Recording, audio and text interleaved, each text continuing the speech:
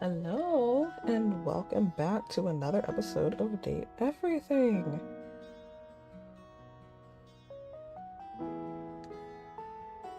So, what I decided to do, since I'm the one who's pretty much doing only the Date Everything stuff. When Kitten comes in, she just comes in to come in and be nosy. Not that I mind very much. But what we're gonna do today is we're gonna focus on finishing a lot of storylines.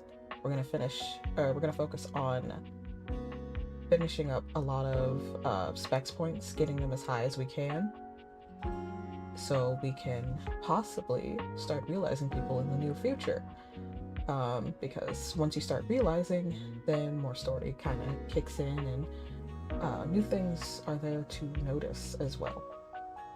So that's what we plan on doing. I have my list of people. We're gonna try and work on our SAS stat mostly today because I've been neglecting it, but mostly because it's certain datables that I kind of don't want to get involved with. But we're gonna have to do it, so might as well, right? I will work on putting the content warning out there because we are gonna be going with some with some interesting datables that pique the content awareness. So I'll try my best to remember what times I interact with them so I can put it on the description and everything. Because like I said, I don't want to trigger you guys if I can help it, you know. But other than that, let's get started.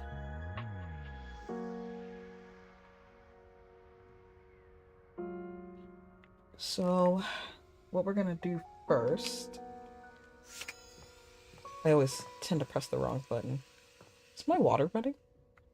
I have bills to pay and no income. My water better not be running. I think it's just the stuff outside. Oh, it's the drone! See? Stuff that we've noticed, right? So, like, the farther... Oh. Hi. The farther you progress into the game, the more you're gonna see you're getting monitored and watched, which is why you kind of can't leave the house.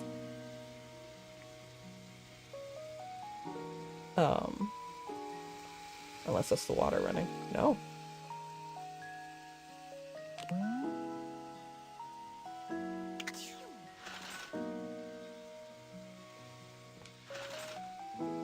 Let's see if I can catch it real quick. If not, I'll give up on it, you know. Maybe you guys catch it, maybe you guys won't. But it's crazy, isn't it? Like, you are being monitored. Like, this is a dangerous job. I mean, after all, the classes were going to be used for something nefarious and militaristic, so I don't doubt that, you know, that you'd be monitored. And you're really going to see it the more you realize people. But we'll probably do that soon. I'm trying to get through it so we can do that soon. Let's see, since I am now, as you can see, I am now buddy with Washford. Give it a second. Washford forgave me. But I also have a really good ending with Drysdale. So, what I was thinking is we're gonna try and get them together.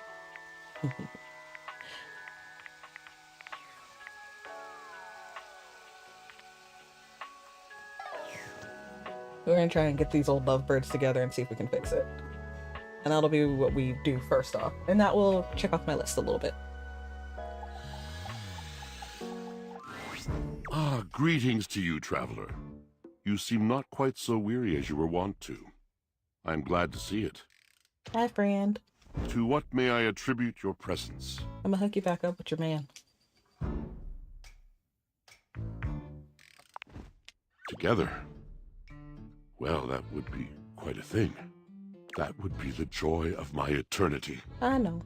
But there are conditions. There always have been, I suppose. But at long last I can name them. I will no longer watch silently while the love I pour into him is siphoned off in dalliances with bare-chested lollygaggers. Understandable. I must have his eyes on mine with a recognition of the past. He must say that he is sorry. Understandable.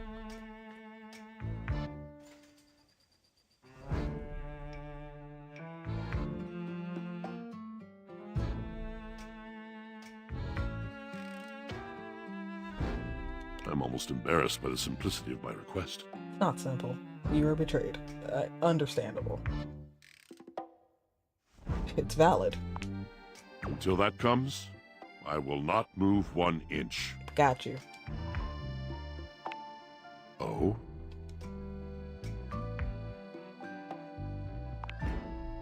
I cannot breathe. And you, do you think I should go? I know you should go. We are. We always have been. Yeah. I cannot thank you enough. What selflessness, what dedication, not just to a friendship, but to the higher meaning of love. You truly are precious to me. Oh, stop. And you hated me like 5 days ago. Alright, get with your man. Yes? Yes. Oh, you caught me at a time when I was, What were you doing? well, sitting here like a lump. A big cubey lump. Liar.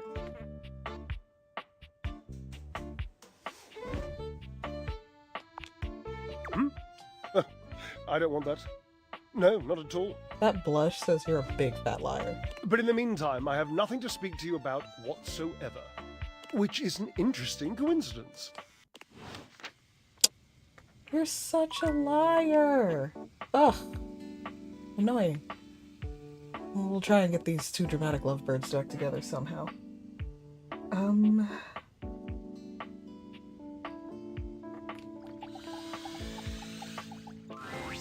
No! Oh, hi. Tidus points her sword at you, but the moment she recognizes you, she lowers it. Her shoulders sag, and her face falls. You're not sure if your mere presence has ever so thoroughly disappointed anyone before. You. Why you? What did I do? Why anyone?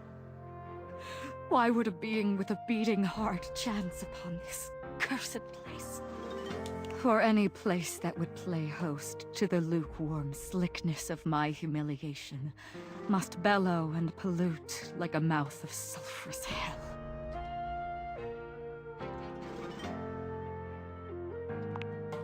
For you to have come here now, you can only be an agent of the hellish fiend. A demon thou must be, and sent for shame, to turn in separate wounds the salted screw. Is this because I beat you at rock, paper, scissors, bro?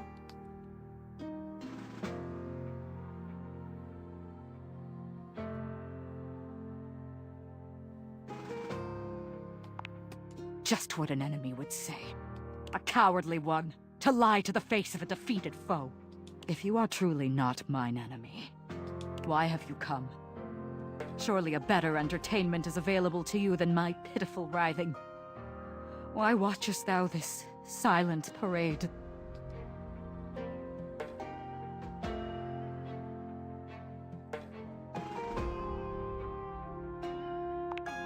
Our fortunes in your estimation are thus linked. Here I have believed that atop this shelf I stand in pride, a solitary peon to the inevitability of lonely death. I had hoped at least that in the quietude there would be glory at the setting of my lid. But you show a changed image to mine eyes. Do you mean, you speak as though we are a team? Yeah.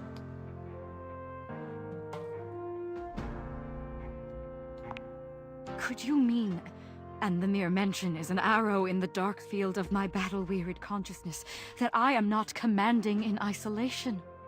Comradeship. As arm in arm we march. Not alone, but linked in faith and purpose. lights the hollow of an emptied heart, the way to victory clean and undiminished. Of course, I am the general, but you, the purchaser, the arbiter of deployment and even of the field of engagement. Commandant, it would be folly. It has been folly to call you less so. From my attrition, may you grant me pause. A bending fresh to action's ta'en and haste is needed. I cannot speak more now. If my commandant thou art, I beg thy patience as I recompose. It shall be my Sure. honor to receive thy counsel and thy society when I have reformed. Sure. I really want to catch the drone, but I feel like it's made so you can't see it yet. That's still crazy though.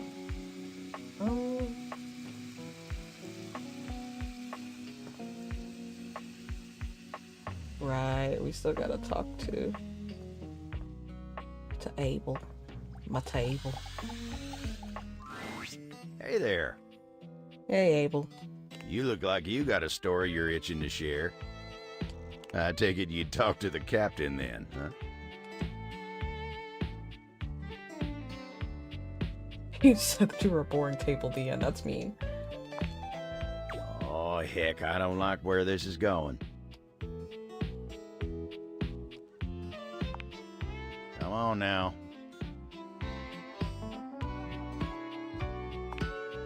Oh, this is the last time I confide in that salty son of a gun.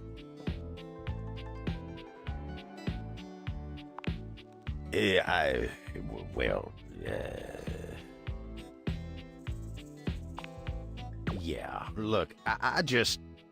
Time spent on me's time I'm not spending on others, right? You remind me of my old rectangular friend. Anyway, you remind me of her. She's a sly one, too. He's got a crush. Aww. Always trying to get me to focus on myself.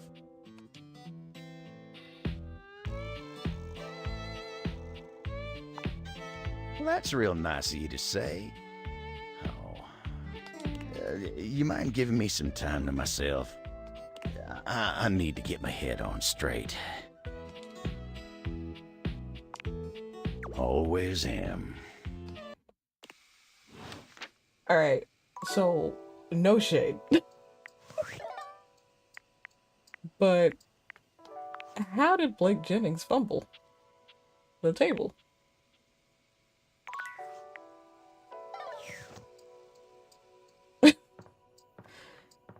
I don't know, man. I don't know. Work or play? Wouldn't you like to know? I'm close to the trap door anyway. Nasty door.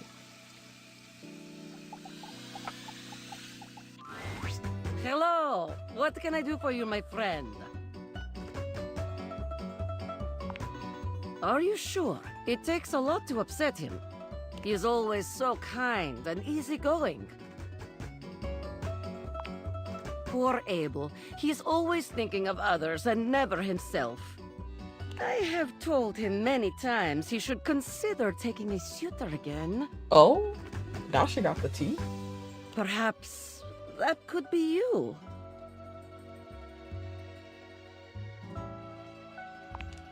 Less and less over the years now, but yes. Abel has always been popular, even if he tries to keep others away. Oh? Some objects have hurt him in the past, Oh. but I don't think that is all. He has always preferred to be alone. He is very supportive. You need something done? Abel is there. You are hurting? Abel is there. As long as it is about you, Abel is there. But when the attention is on him, he is freezing up. As he would say, like hairless cats jumping into a bucket of ice. That sounds like him. Why indeed, I do not fully understand his way of speaking. That's not what we meant, honey. Yes. I believe he is afraid.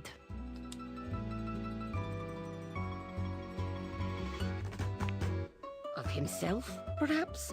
Or of loneliness? Being alone and being lonely are not the same thing. True. Abel does indeed enjoy solitude. But I think even when he is alone, Abel carries others with him. The loneliness Abel fears is that of rejection. I mean, with Reggie, like, pretty much crawling out of the woodwork every chance he can get, I mean, I'd be afraid of rejection too. To give so much of himself freely and have that thrown aside, I mean, yeah. I think it would ruin him, and he is knowing it.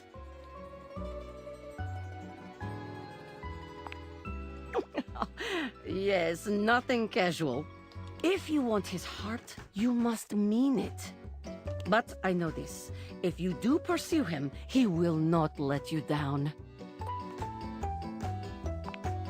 Happy to help. Bye for now. Thanks, Dasha.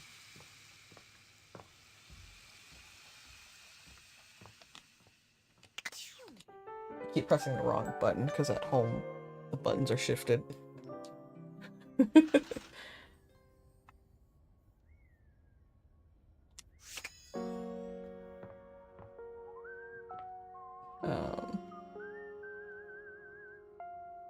Let's see. Well, we can try and talk to Dasha again. Abel's right here, so we can talk to him. Abel was friendly the last time you saw him, but he seems downright cheerful today. Oh, good. He's whistling when you walk up on him, though he stops when he sees you, greeting you with a broad grin.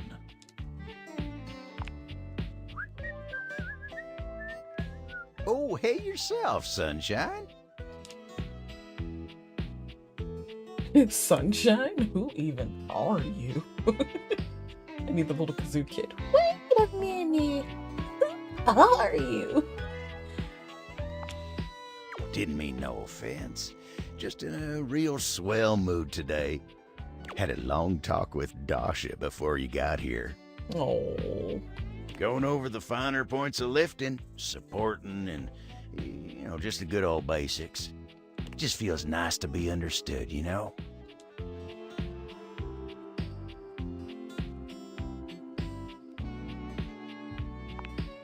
It is, ain't it? Lifting's no easy job. We got a lot of folks in this house who do a damn fine job at what it is they do. But how many people's job is it to lift? 3. You, Dasha, and Shelly. Technically.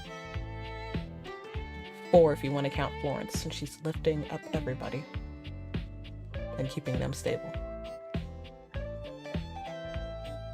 To make sure everyone's got what they need, to make sure they know they can rely on you day in and day out. It's a lonely lot in the life of a table, but I knew what the job was when I signed up. Semantics, pal, semantics.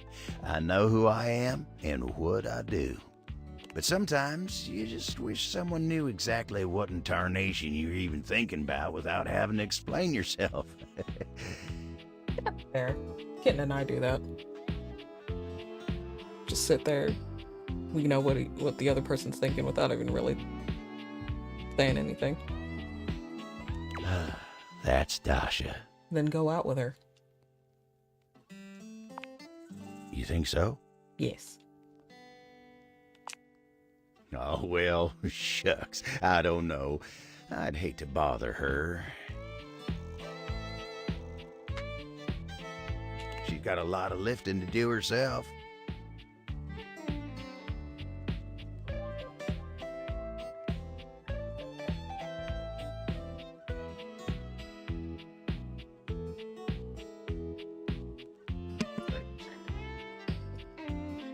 I can't be distracting her from her very important job now.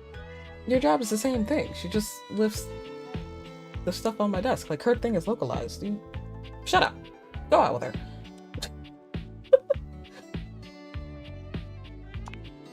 I'll consider it, yeah. Shut up and let me play matchmaker. I've started to really enjoy that, apparently. It's either I get into a polyamorous relationship in this game or I'm setting up people. That's Anyway, I can't take up much more of your time today talking about myself. Just remember what I said before, okay? I'm here if you need me. I will. You take care now. Alright, I'm gonna go talk to your future girlfriend. Later, dude.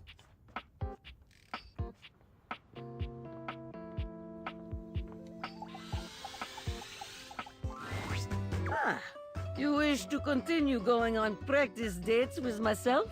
Yes. Yeah, practice dates, Tasha.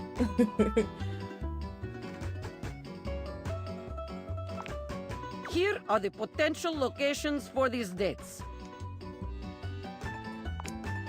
Here we are, at the bowling alley. Look at the bowling alley picture.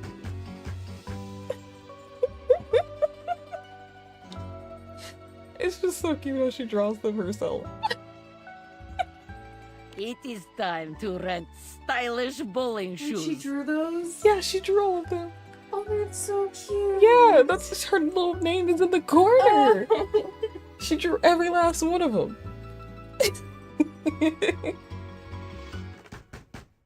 We are approaching shoe counter. The clerk looks us both in the eye and asks what we need. What will you do? Now I look down at your feet and then loudly ask the clerk the largest shoe size they have. Right.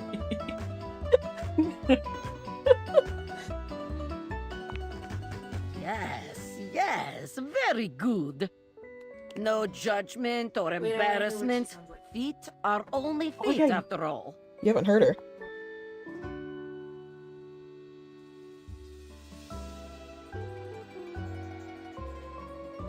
It is not the size of the foot, but the amount of ass kicked that counts. It sounds like how you think. Huh? Excellent. Simply excellent. It is time to use ancient bowling alley computer to input our names in time-honored bowling custom. She's not wrong about that. No, she's not wrong. It's those things are like dial-up. What do you put for our names?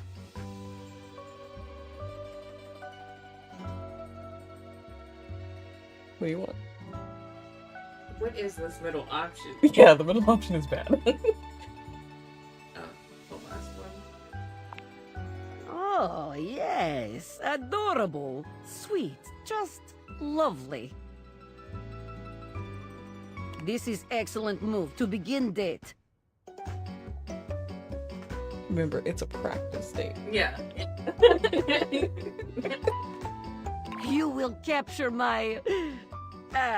the date's heart in no time. Practice date. We are bowling, and you've just hit strike. How do you react? Oh. Yeah, that last one. That last one is not good. Yes, very good. A high five is always welcome in such a situation. You can allow your date to appreciate your strength while celebrating your victory in a considerate way. Wonderful. Very good. You are becoming quite the charmer. There is always more to learn. We will continue next time.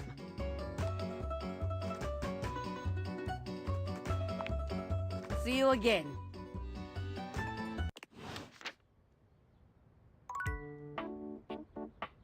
The voice suits her. She is so cute.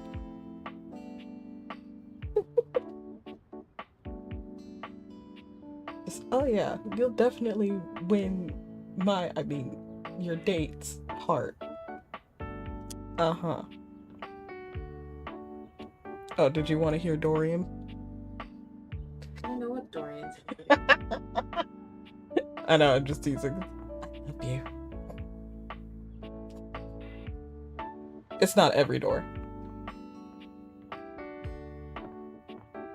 I don't think he wants to say it too much. He's afraid he might take you away. Or, like, scare you away. Can I, like, get you stupid little jerks together, please?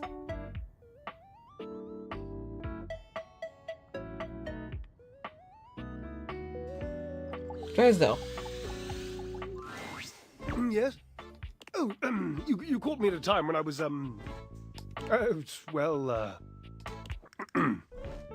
sitting here like a lump. A big cubey lump. Yeah, get with your big bottom boyfriend. You what? Yeah. Oh, of course you did. He was probably just draped all over the floor, dripping emotions. He's an obvious one to ask if you're trying to accomplish something.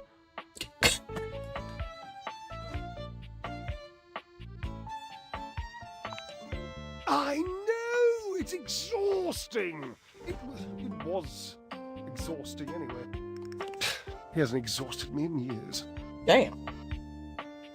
Naughty hasn't exhausted me in years.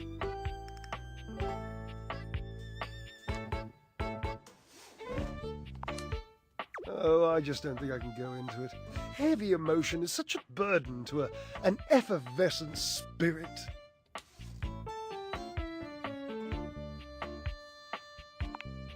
Oh, chatting is just so tantalizingly close to real talk. Why don't I just divulge, Go ahead. I don't like to tell the story.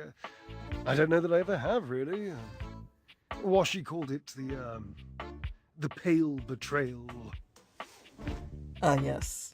The pale betrayal. This is why Washford and Drysdale broke up. I know about the pale betrayal. Do you want to know about the pale betrayal?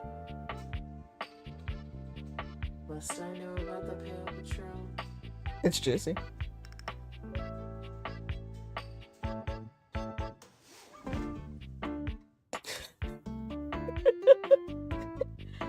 You need like a cat cam or something. Just blink, blink, blink. Start working on our drawings and just like do animations over like certain stuff.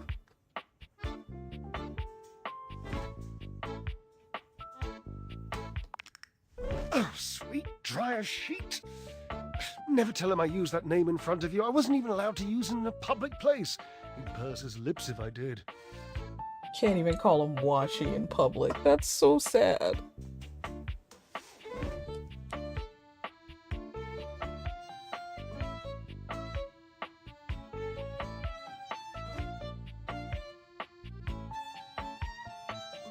It's a cute nickname. It's unmistakable. But I did it anyway. I've never met a bratty top before.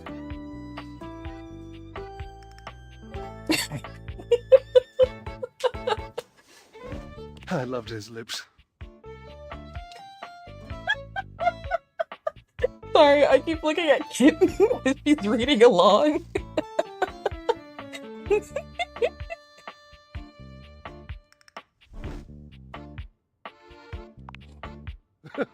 So you've noticed them too. I thought I recognized a fellow addict. Lips anonymous, eh? Trying to get him to keep talking. And as taken as I've always been by them, it wasn't enough. There's a young hormone around here named Dirk. Perhaps you've brushed up against him at some point. Didn't remember it.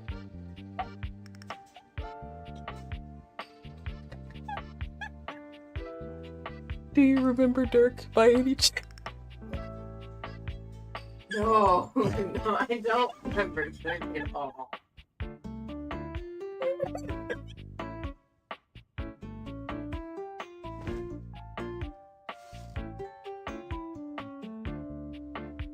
Yikes. You? My, You have more verve than I thought. Points! Have you never seen the points from Drysdale? That's fair. In any event, he has this habit of taking off his clothes. He wanders around, nearly nude, unbothered by the temperature changes he engenders in others. He's gotta become Clarence somehow. What do you want from him? You can't stick a whole man in a washer and expect it to work.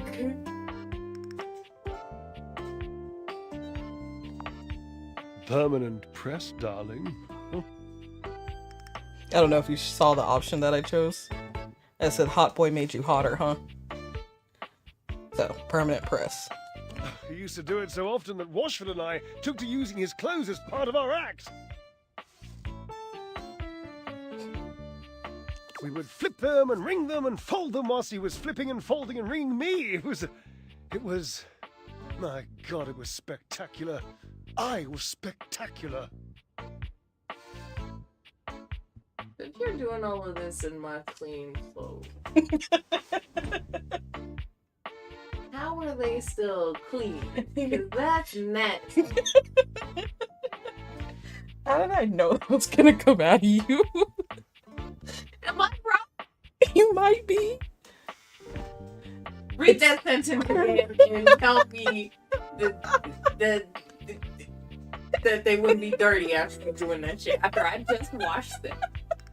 After I just took the 2 hours, 2+ hours, depending on the cycle of the washer and dryer, to clean them bitches.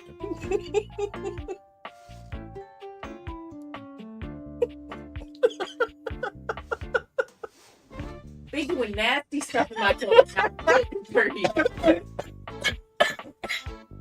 Damn it. Bullshit. They're not even his clothes. They're my clothes.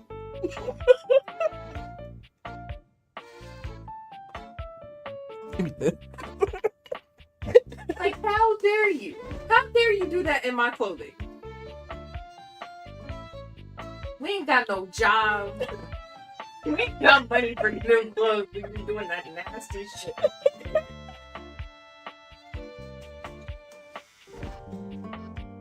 I'm gonna need a new Wheezing animation gif, and it's just gonna be of Mugsley from Wacky Races. And if y'all know what that is, I'm glad you found somebody younger than you that knows what that cartoon is. If you don't know what that is, you're probably too young to be watching this stream.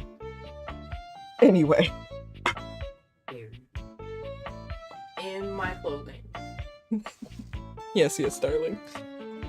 From what I've seen, it's a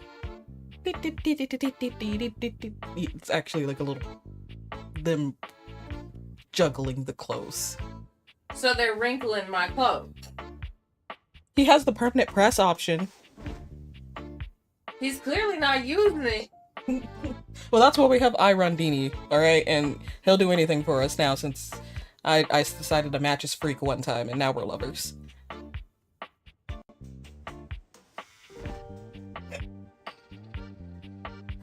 I really need to start learning how to draw and do animation just have your unamused cat face. I'm gonna make you like a little black cat blob with big eyes so you could just have the like the expressions. That, after years of doing this act with Washford, it began to grind on me. Washford can be very difficult.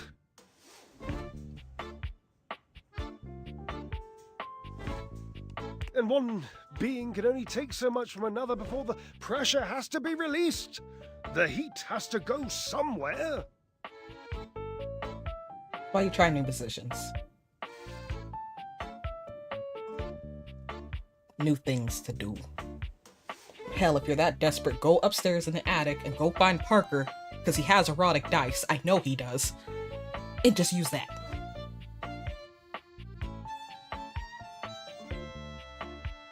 I know this from a spoiler I ran into, but I'm not that mad because I kind of don't like Parker, so... Sorry, Parker fans. Mercury literally just makes me think of the sound of why did it age? Because it growled at me.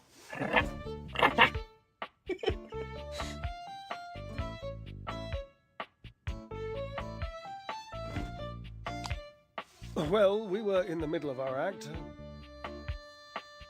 We were using Dirk's red jeans and one of his chest smushing polos, and Dirk was just lying there like he used to, dirty and shirtless,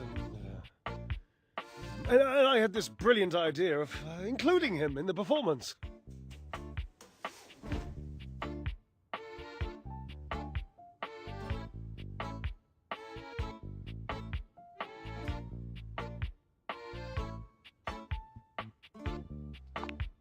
No, I did not, all right? We were in the middle of our performance. You think nature asks an opinion in the middle of creation?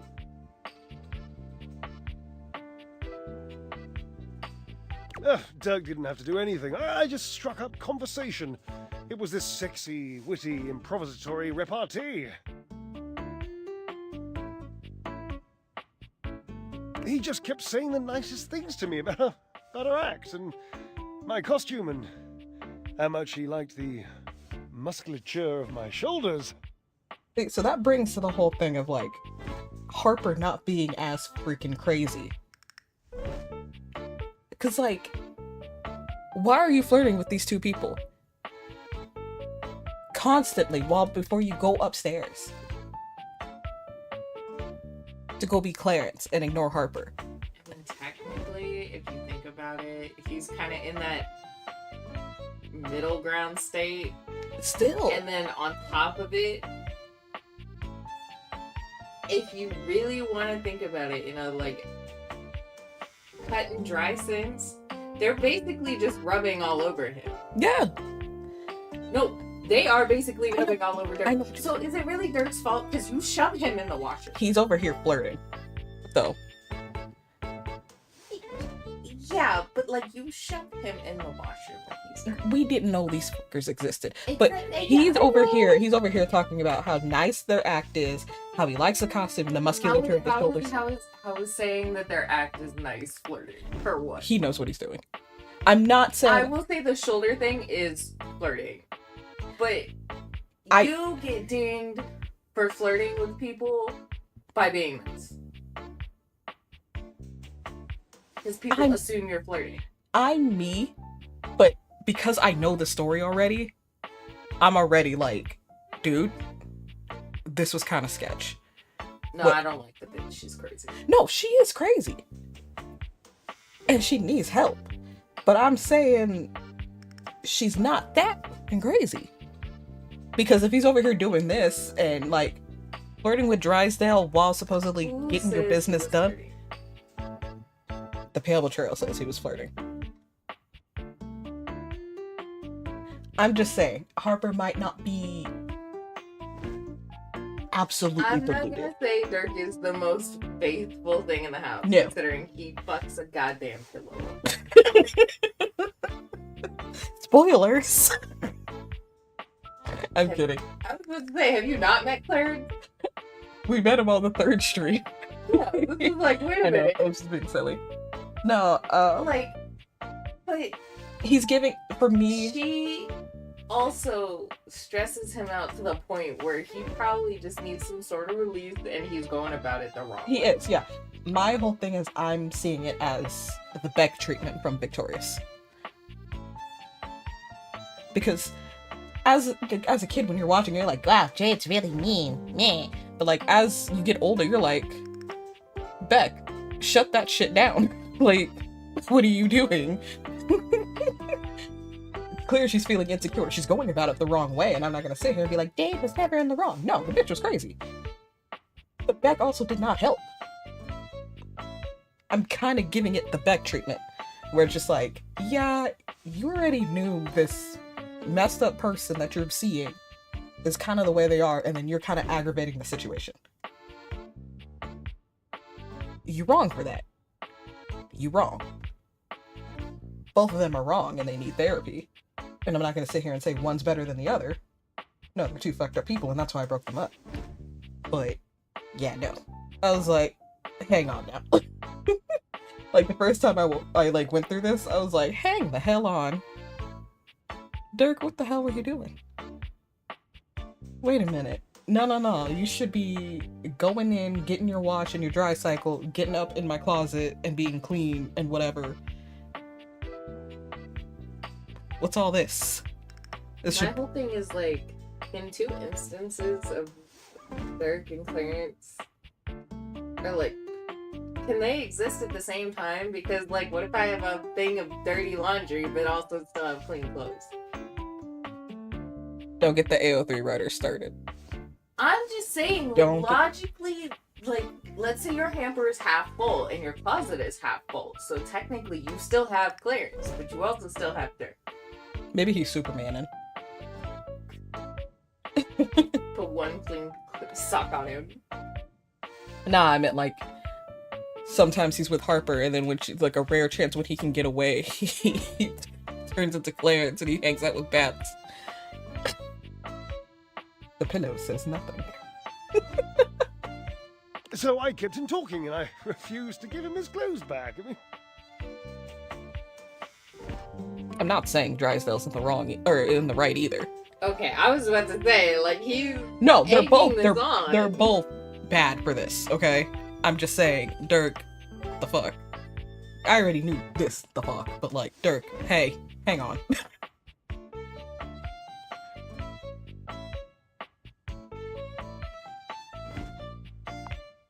I just didn't give them back, that's all. I mean, I would have eventually, yes, smirking but about that was the genius bit. I just kept our act going. But Washford didn't know. The last part of the choreography was always Washford passing the clothes to me, and then me spinning them around and around, faster and faster. That's why I was saying, like, it's not physically them rubbing against each other. They're literally. But in a literal sense, if we're thinking about this right, without them being realized, they're basically just rubbing against each other. I mean, yeah, but that's machine on inanimate objects. These are inanimate object people. It's a little bit different. So they have to frame it in a different dimension. It's weird.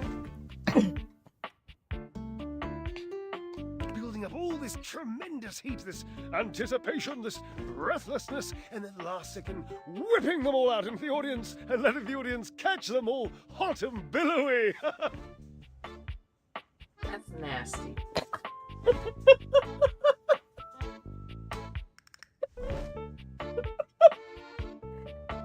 What do you mean? You know what that means. You know what that means. If we weren't talking about clothing, if there was no context in that sentence, you know what that means. So I just kept talking to Dirk, and Washford was supposed to keep holding me, and the clothes while Dirk got more and more colourful, and I laughed, and the audience laughed and screamed, and it was... My God, it was poetry!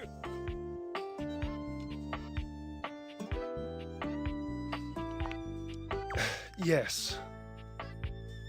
The clothes stayed a little wet. They mildewed the tiniest bit. They made Washford sick. He said he had a cough. And afterwards he called it the pale betrayal.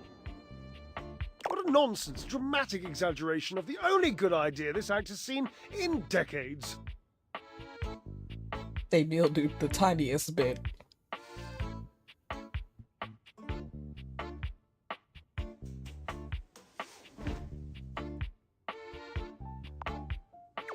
Mildew is white, you see. Sometimes grey.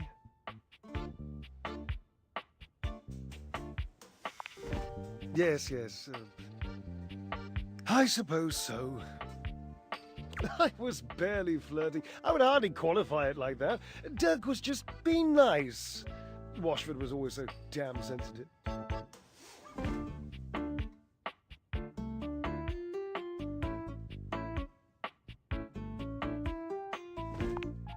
It wasn't really flirting. He was being complimentary, and I was playing along. If that's flirting, then I need practice. what I'm saying. Is people think you're flirting with them all the time when I know you're being nice. And our friend group knows you're being nice, but random people don't know you're being nice. And they think you're flirting. I'm not that bad, am I? Yes, you are. You have a flirty personality, and that's fine.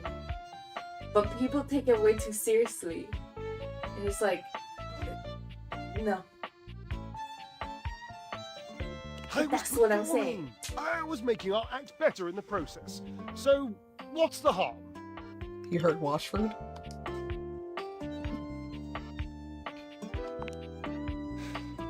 Yes.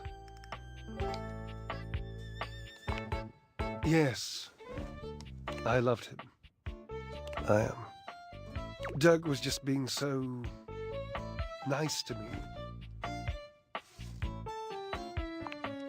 No, not nice. Of course not. Just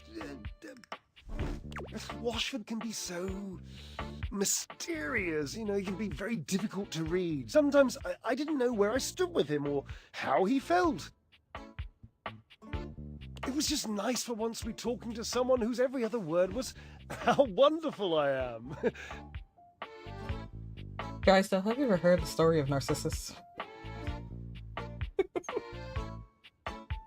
Dirk told me I had inspirational extension.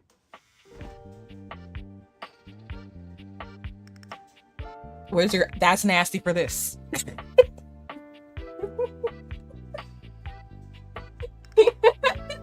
Where is it? Did you use all of them up earlier about the act? You didn't even give me a 2 second. I literally just nasty for this. Have you been confident?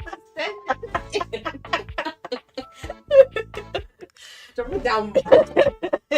For context, I'm a really fast reader. I'm sorry, I don't read in 2 seconds. Because I don't skim a goddamn sentence. I don't skim all the time. You skim like 95% of the time. I'm a fast reader. You skim. That's not a fast reading. And I do! You haven't seen it, but I'm basically one of those nesting ladders.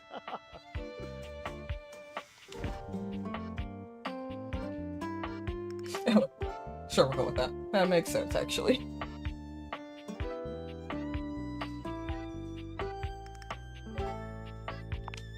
Points. I'm gonna point kick you in the face right now, my guy. I didn't do anything wrong. The look of kitten disapproval is one you do not want to see. I didn't mean to do anything wrong. I just needed to know that Washford loved me. I just needed him to say it, I suppose. That's all. This just makes me think of when you were drunk. I knew you were gonna say that shit. I did. Oh, you really are drunk. For small context, we were at a party and the drink snuck up on me. I didn't think it was gonna get me, but it did. So I turned into the I love you guy, and I went to Kitten and I was like, I love you so much. And she's like, oh, you are drunk. I can't say I love you. That is not the problem. You're just not vocal about it. And immediately I just went, I'm not. And then I just started going off. I was like, I have to be the worst partner ever. I'm so sorry. And for more context, it's not like I didn't know she loved me. It was more so she showed it in different ways than just saying, oh, I love you, which is fine. It's fine. It's just like, it was so funny because like she was across the room and then walked over to me. It was like clinging and being like, I love you. I was like, oh, you are. All right. I mean, I was previously chasing our godson badly. He had already like made it past 2 corners and I'm barely bound. He had fun. He did. He's like, oh, Auntie's being silly. He's got the juice.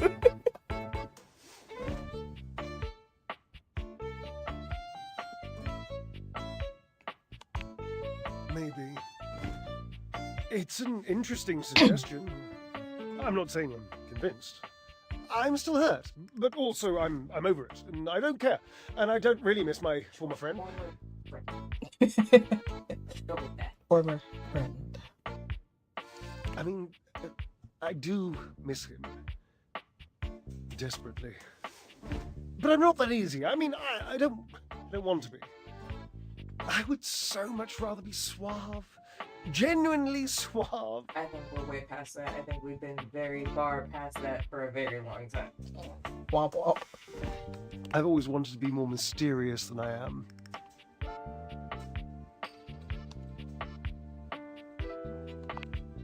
You sound like Washford.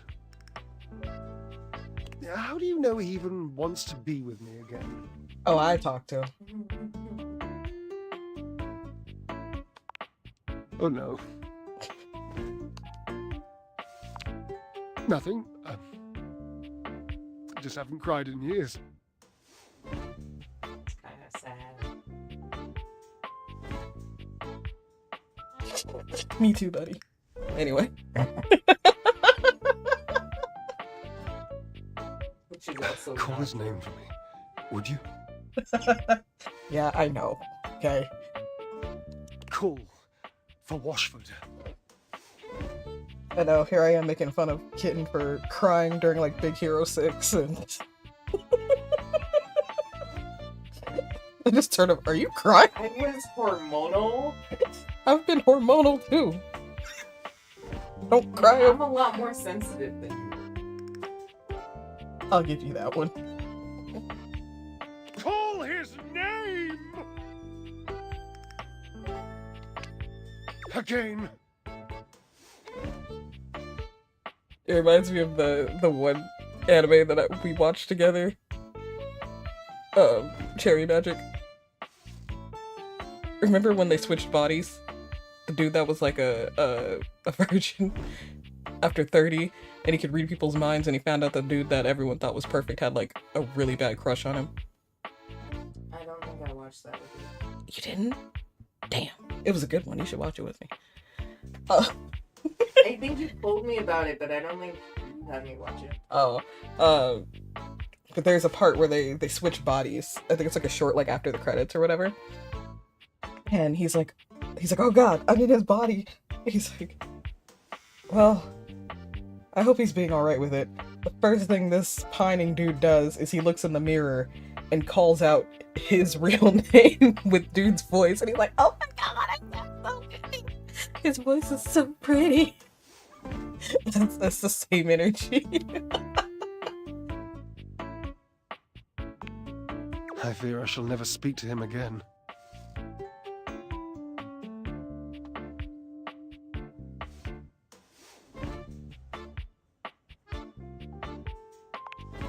Oh, right. Washford? Hello? Oh, Washford, hear my cry. Fine. Pushy today, aren't we? Washford! Your voice actor had so much fun with this.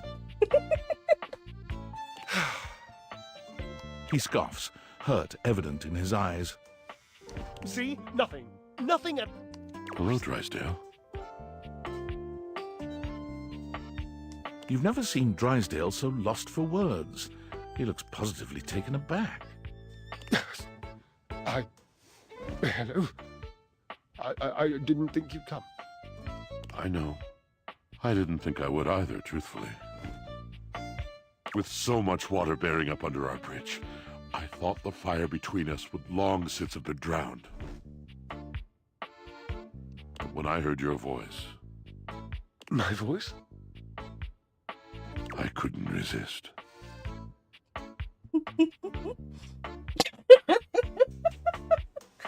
It's the bridge of her nose being pinched for me. Oh, my darling.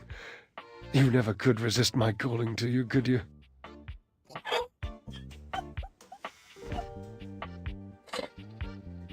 My being sings to the thunder of your merest whisper, my love.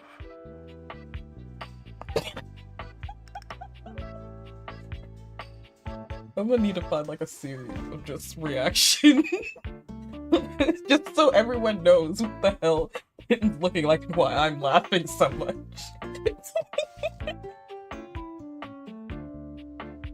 Oh, hush, you flirt. Never hush. Flirt with me. Forever.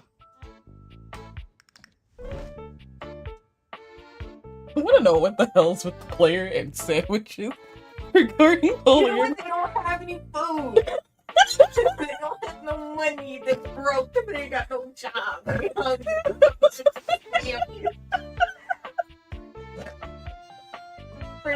Fred, you keep opening the damn fridge. Everything going wrong. Got Pop-Tarts. Got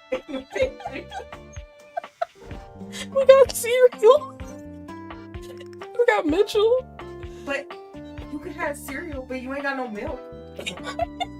Thank goddamn yeah, you keep opening the fridge. You go put water. Like Friday. Not to do that. That's nasty.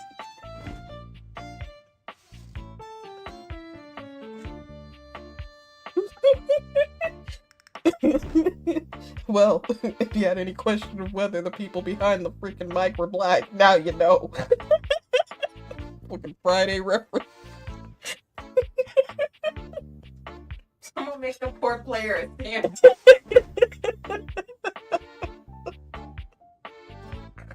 Days on it. I didn't see this bitch eat once.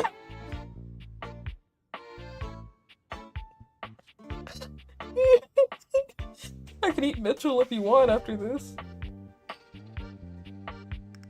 I don't want your nasty food. God only knows how old that thing is. Sounds like your mother's tuna sandwich. Come on, man. You're never gonna let that go. You're gonna be like 85. We found a tuna sandwich under the couch and smacked it with a pencil and it went ping, ping, ping. Ain't no tuna sandwich. That's nasty. It is true. But like, goddamn. Made my mother never find this stream.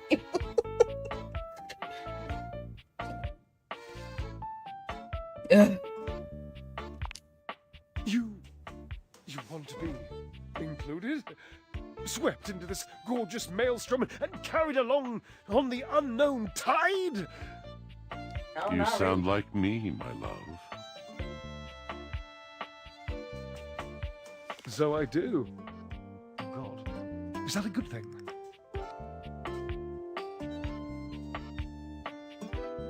I never tried the other option. Let me see. Oh, it's just the heat of the moment, Cherub. Not to worry. If anything, I Imagine think if I you should messed become up even your more ending. fully myself in the renewed nourishment of Washwood's love. And a powerful tonic I shall be to you, Drydy. Now and forever. What is that nickname? Drydy. Washy and Drydy. Washi is fine. You're gonna need to pick something else, because that's the trash. Dang. If you would drink with us, dear one, then lift your glass. For tonight, we thirst for life.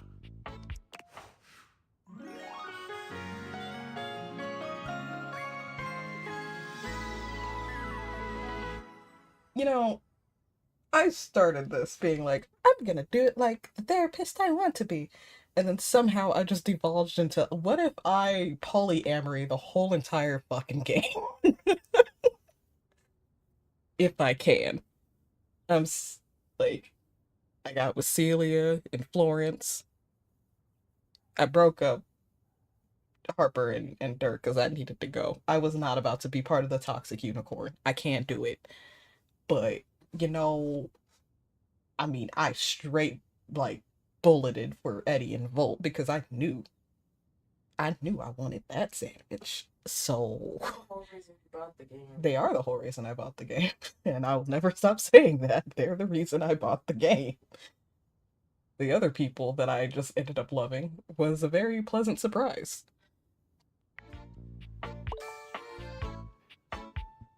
I bought it and thinking like, okay, yeah, I'm gonna go after these two, whatever. Not the ones I just went after, but Eddie and Volt, right? I was like, yeah, I'm gonna go after these two.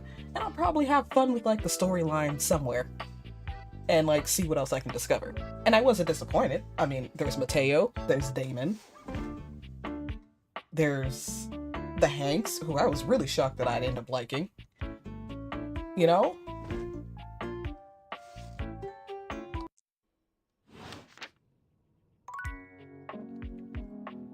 Well, I got them together. Oh, wait. And then... Hold on. There we go.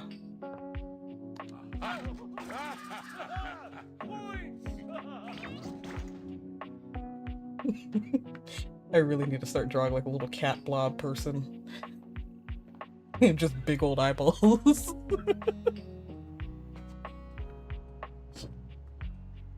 Let me check them off my list. I got these two pining bastards together. Okay. Ooh.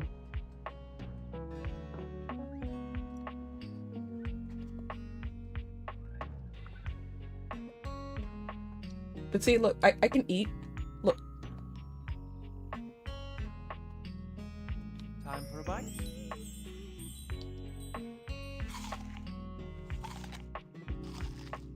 Hi, Fiona. How you doing? We just got Washford and Drysdale together. And we're gonna go through a couple more datables. I need more poise specs, so that's what we're kind of gonna go after. Oh, I bumped into somebody. Well, actually, I need to bump into Abel, so we're gonna go with Abel. But I hope everything's going well with you. Oh, I did talk to him today. Dang. Oh, did I talk to Dasha today? Oh, right, because I was so focused on getting those two together, and you were making me laugh for like the whole 20 minutes. Like, I forgot who I spoke to today. Oh, I mean, I guess we can talk to the toilet. Or the shower. Oh, I'm glad you're doing good. Not that I really want to talk to the toilet or the shower. I'd sooner talk to Johnny Splash than I would the freaking toilet, so. It's jarring to hear someone else's voice singing in your shower. After all, you haven't brought anybody home since you've been here. But this isn't some forgotten paramour from the night before. I love this game. I really do. So, I bought it before I decided to start streaming with the channel with Kitten. She's the other half of this channel. She has her streams, and then I have mine, and there's some stuff that we're gonna come together on now and some other stuff pretty soon. But yeah, I love this game. I bought it purely for like 2 characters, and then I just fell in love with like a lot of other characters. And the storyline, everything's just really, really fun about it. I love this game. I highly recommend it. Do you want to hear Johnny Splash?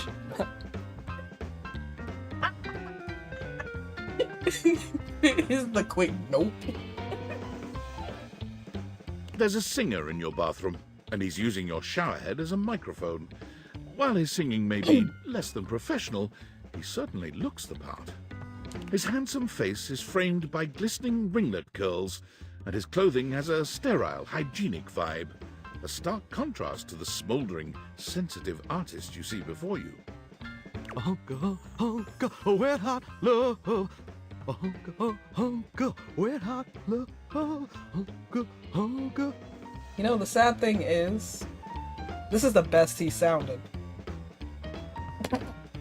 Oh, hey! Oh, jeepers. Didn't hear you come in.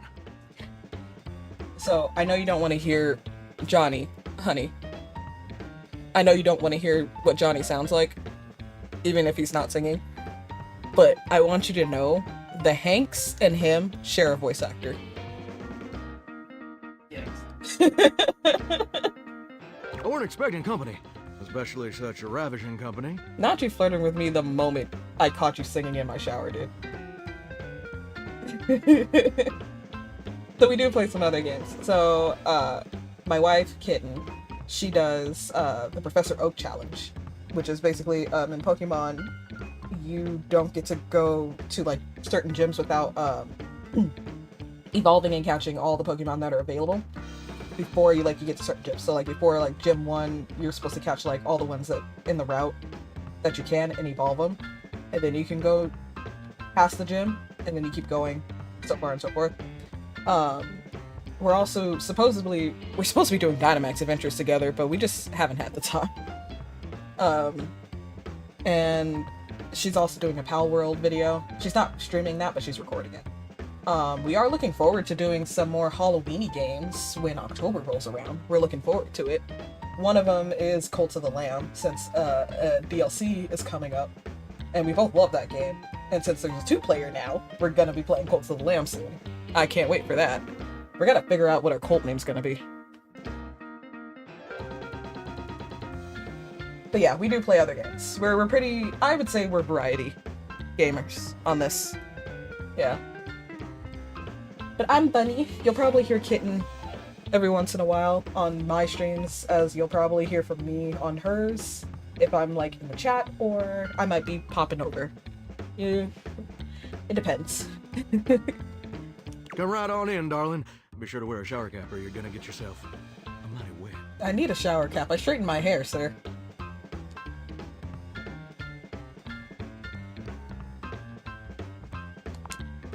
And a mighty fine sense of humor about you, too. It's maybe the best quality a person can possess. Right up there with calf roping. What are you doing calf roping? You're a shower. Well, I'm just as happy as a pig in mud that you decided to stop on in. It's mighty nice to see a new face around these parts. Variety is the spice of life, as they say, and I can tell you're a healthy dose of paprika. I've said it before and I say it again. I don't think paprika should count as a spice. It doesn't taste like much. We try to, but I have my day job and everything, and Kitten's busy on her own, so we try to stream as much as we can, but I don't think we're like at a set schedule yet. Kitten is more likely to stream than I will, because of the way my job works. Oh yeah, and then you also just started a new job. I also did just start a new job, and it's a lot of training and it's a lot of fun. It's very interesting. Well, maybe you're more of a cayenne. That's a spice. Maybe cinnamon. Maybe just plain old salt. Oh no. Sweet. Ooh, that's sweet. Like nectar straight from the honeysuckle. Unless you ingest a whole spoonful, of course. Yeah, the cinnamon challenge has choked people. Please don't. But you can't fool Johnny Splash. Not 3 times, anyway. Not again. No, sir. Not again. 3 times. Johnny, you can't be tone deaf and stupid. My guy, pick a struggle. Please. Well, I reckon we'll have to get to know each other better to really find out.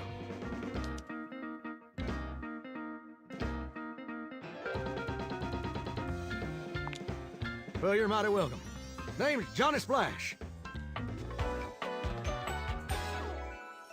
Whoa! And I just want to make absolutely sure whoever saunters over my way is treated with the most respect and hospitality a gentle shower like myself can offer.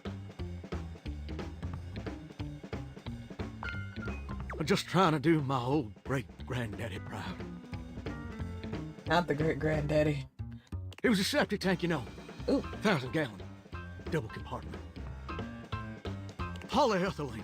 Through and through. No fooling. Ain't that the truth? It's just real darn important that folks keep coming by. Truth be told, it can get kind of monotonous around these parts. You know what I'm saying? We are working on that, actually. We gotta do some designs for, like, each other. It's probably... Maybe we could do, like, a chibi Galaxy Kitten for you. For like a VTuber. Make your skin, or not your skin, but your fur like iridescent or something, or like have little stars in it. Or maybe just a void with like little stars in you. For like a VTuber or something, or like a PNG tuber. Yeah, we've been trying to figure it out. Oh, that's really sweet of you, but we've been working on like our own type stuff. I know it sounds like it's just really slow for us. Like I said, we've been a little bit slow with everything. But it's sweet of you to offer.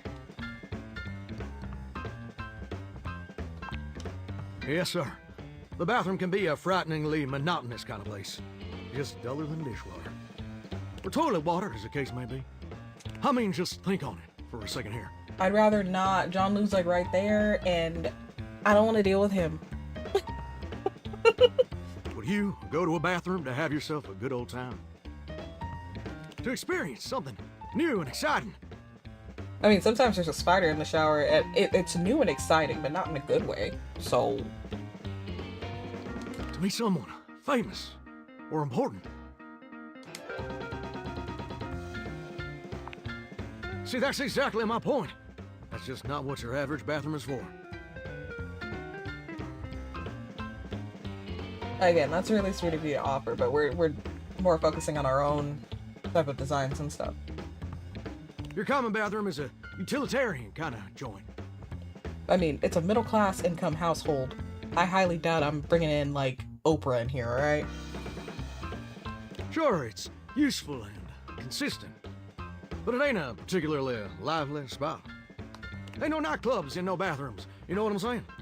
Well, if you watch the movie Night at the Roxbury, you can get a different type of vibe in a club, but, you know, that's a really old movie and I just dated myself and I feel so old. Maybe, but I flunked out of the 2nd grade. Oh my god. Well, ain't that the truth, huh? Do you know what I usually spend all my time doing around here?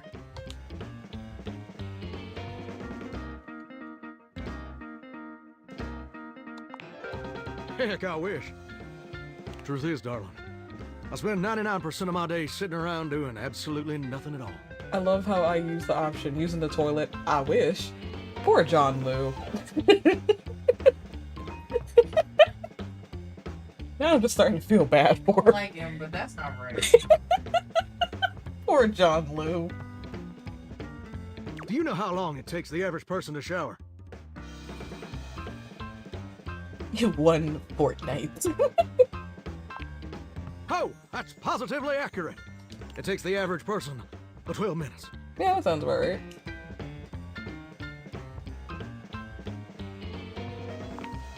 That's your shower. I ain't here to pass judgment, baby. That's between you and the Department of Water and Power. I mean, that's fair. And God. Not and God. Don't put God in my showering habits. Here's my point about showering. For the average person, it's 12 minutes. I looked it up and everything. 12 minutes of a water spraying, shampoo foaming, washcloth scrubbing routine.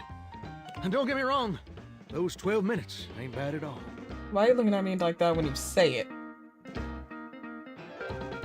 Are you watching me for those 12 minutes I'm in the shower? Johnny.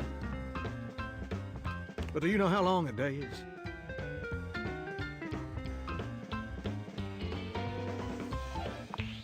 Whoa! Hey! I love how you only need 5 smarts. Is he counting on his fingers? I love how you need 5 smarts to tell him a day is 24 hours long.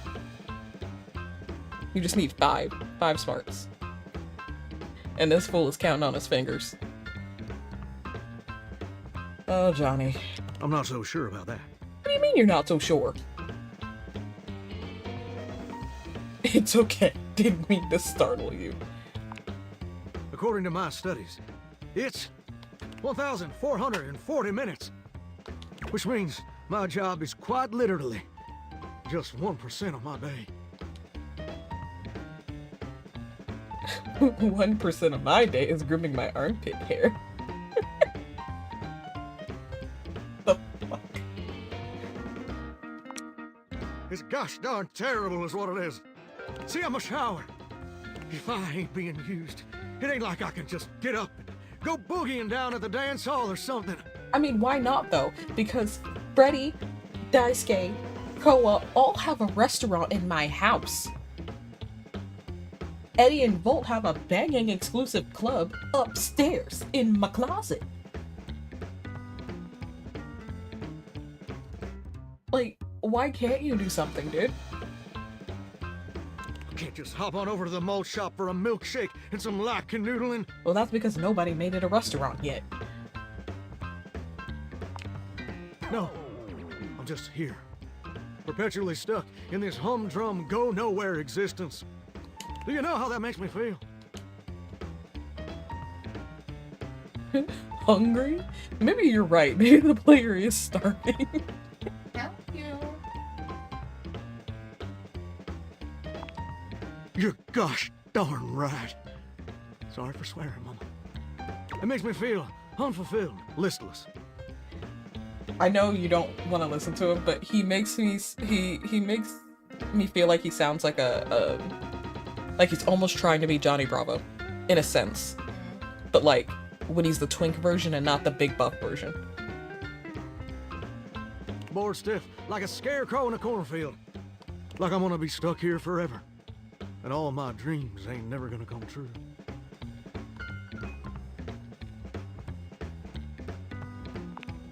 Gosh darn it. Did I go and say that out loud? Listen, I don't prefer to talk about that. There just ain't much reason to have your head up in the clouds when your pipes are firmly bolted to the drywall. Some people get to have dreams, but Johnny Splash gets to waste away listening to leaky faucet strip. And that's all there is to it. Well, that's too bad. It was good chatting with you. Oh, what the heck? You done twisted my temperature knob. Now, I reckon I usually don't do this, but you got a trustworthy face. Plus, I'd be lying if I said I wasn't just a little bit sweet on you. This man definitely had a crush because all we do is like strip naked in him, you know, and shower. Alright, well. So, I'll tell you my super secret dreams on one condition. Dang, I don't have enough sass for that. That's a shame. I could have been punny. I needed one more sass. It was on one conditioner. Because he's like, I'll tell you my super secret dreams on one condition. Dang. Come back and visit me again tomorrow. Show me this ain't some meaningless fling for you. Sir, I just met you. What do you mean meaningless fling?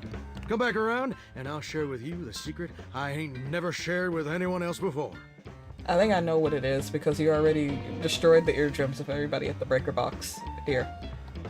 I heard you. Hope I'll see you then. Now you better mosey on out of here quick. Plumbers are coming soon to fix my water pressure issues.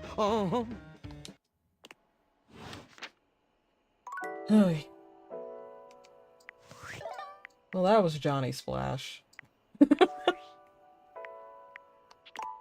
Sorry, he's not my favorite dateable. He just isn't. How are my specs? I know I need more poise. Maybe... Yeah. We are very lopsided in poise and empathy. Let's see if we can clear things up with Dasha. Oh, dang it. I forgot I talked to her already. Oh, wait. I know another poise we can talk to.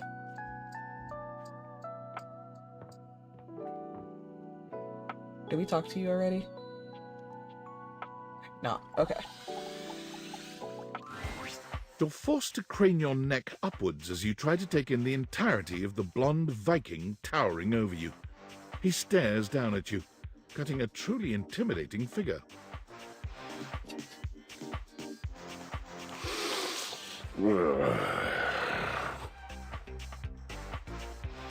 I should have had you listen to him. It's not Johnny.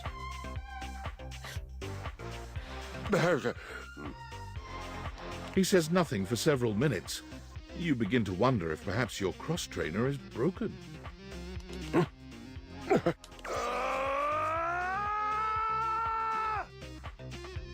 Imagine meeting someone, right? And this is the first thing they do at you. Huh? I'm hitting him. You're not, what? I'm hitting him. You're hitting them, no! Someone runs up to me and goes, I'm punching him in the face. It's just gonna be a reaction. You know what makes it worse? Is you approach him, right? And you're like, hello. And he's like... And then he swoops at you. Yeah, I'm punching it in the face. That's weird.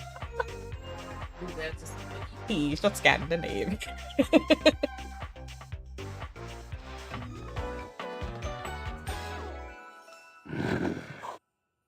This dude probably had like way too much fun. Freaking Leif Erikson Day looking ass. Hello. Indeed I am. Big, brazen, and bodacious.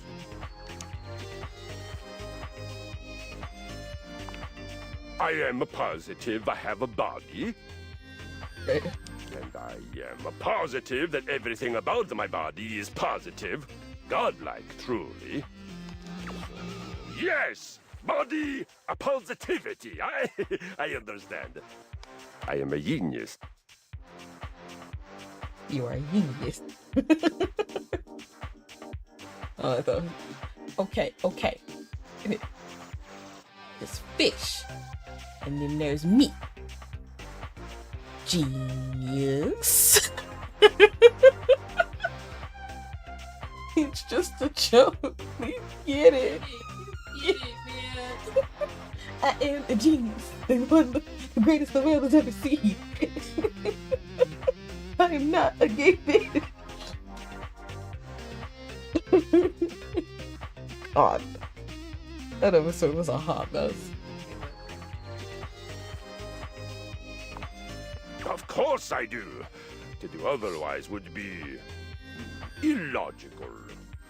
Are you accusing me of being illogical? No. You refute my accusation. Well, I can't win with you. I feel it. Okay. The surge of violence within me. No, you keep that surge of violence within you and away from me. Come to me at this place with your weapon. Next we meet, and glory shall be mine. Okay, bye.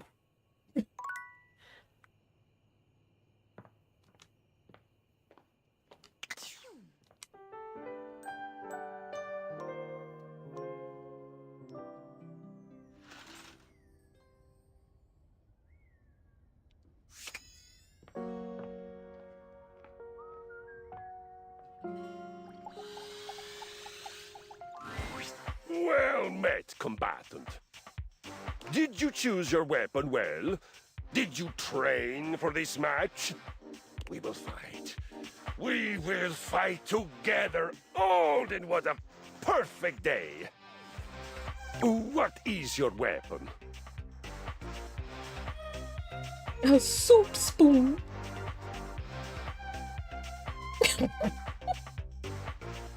He asked what my weapon was. I got the options between a soup spoon, this piece of lint from my pocket, and my dentist's last holiday card.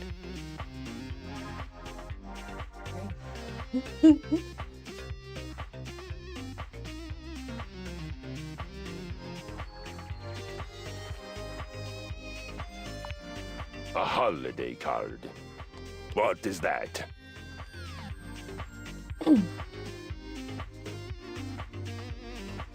Marketing. I chose the holiday card. What is that? As it's either marketing, oh, it's a greeting card my dentist sent me last year, I just haven't thrown it away yet, or it's a folded piece of heavy paper with some nice words written on it with sparkling ink. Marketing. Terrifying. Valid. Does it have a blade? Or teeth? Or bladed teeth? From what is it forged?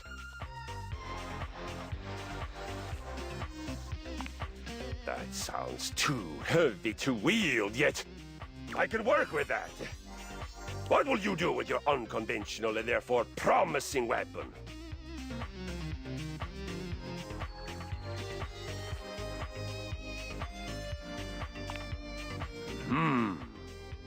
I must warn you, we are rapidly approaching the frustration point already.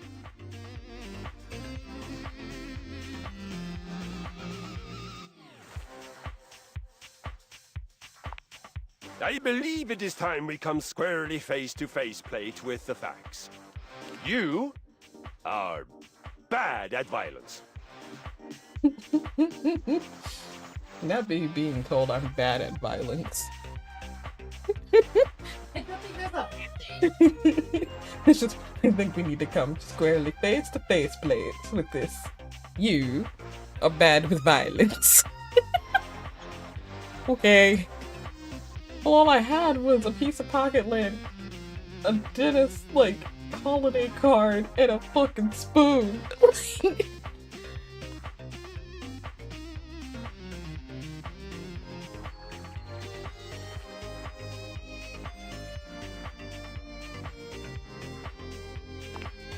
I must tell you, I find you inspirational. Truly, you recognize you are bad at something. Of course, it would be hard not to recognize it with the level of your badness being so high and the level of your skill being... well, and yet you persist. You find joy. Your attitude is a shining example of how to attack life with vigor and fortitude and a smile on your face. If we had more of your kind of vim at the battle with Friar Bjartur, we would have beaten him even more soundly.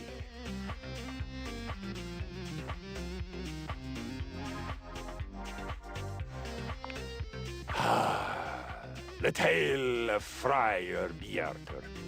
It is a saga for the ages. My people began in a warehouse outside of Hell, Norway. A proud place, a noble place. We had many of those great big garage doors, and shelves that one would need a mechanical lifting machine to reach. We were a fearsome band. On every solstice and every equinox, we would all gather to worship our gods of violence, of sweat, and of the air. The god Njordr, the god of wind, was our first and most important deed.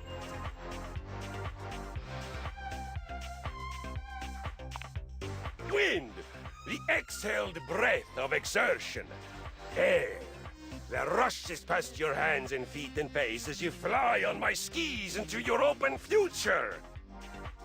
The more he dips into the accent, the more I hear the click. Just the accent, not the voice. It's like the more I hear like his accent hit, the more I hear click. And just say, oh,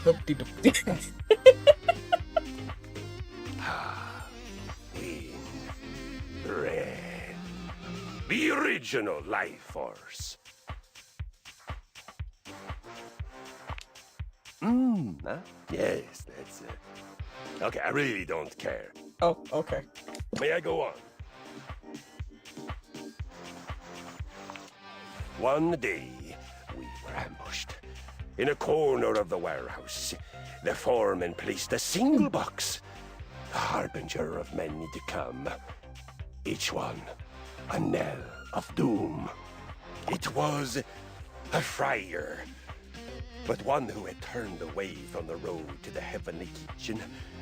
His name was Bjartur. From the faraway land of I don't like the way Bjartur looks.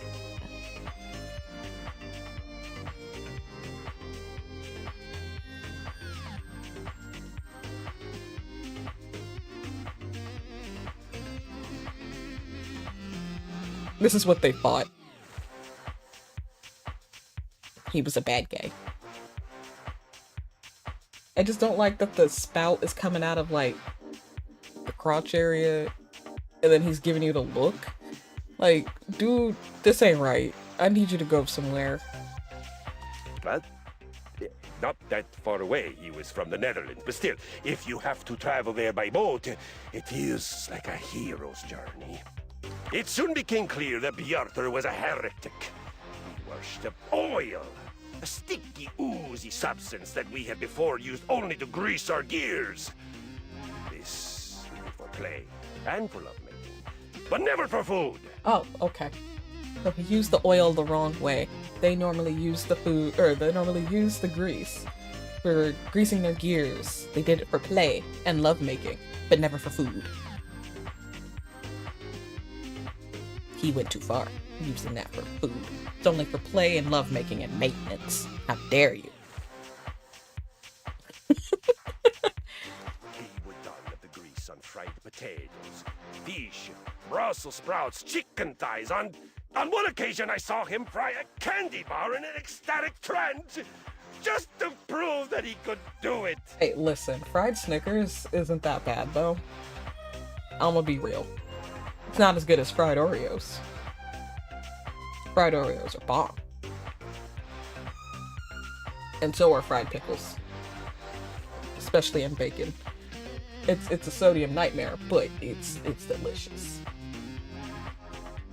And he did no violence. Like ever.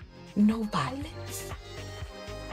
He was, and the word sticks in my pulley cables, a pacifist. Not a pacifist. Just to be clear, when you say pacifist, that means he, like, never exercised, right? Exactly. He just sat there, oozing his precious goo. Oh, be assured, the sheen on his brow was never from good holy sweat. I mean, yeah, oil sweat on your face is not good for you. That is a breakout waiting to happen.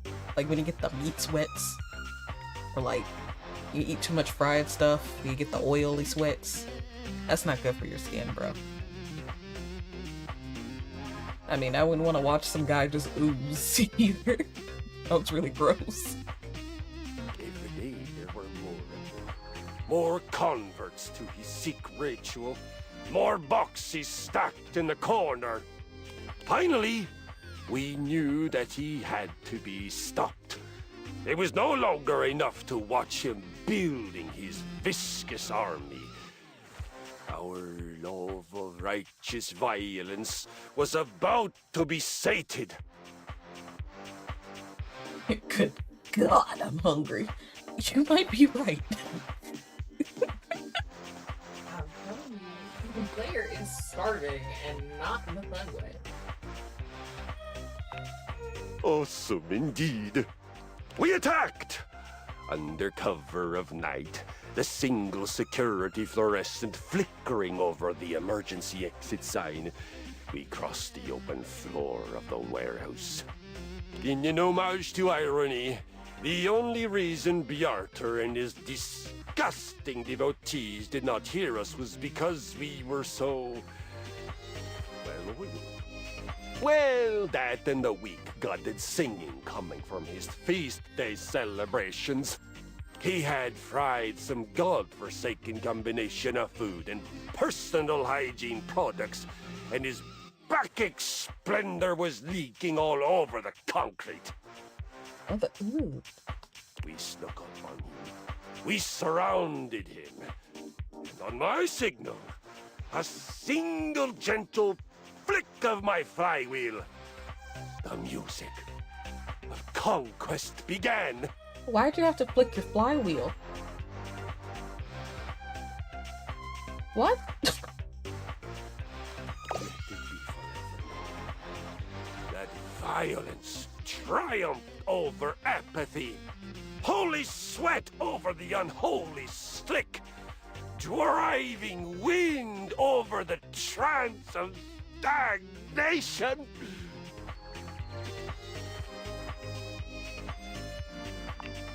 Our celebrations.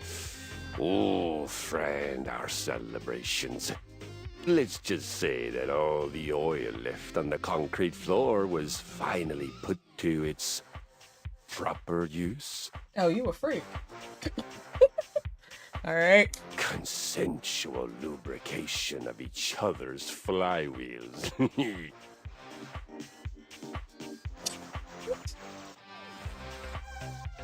Oh yeah, that's so sexy, bro. Consensual lubrication of each other's flywheels.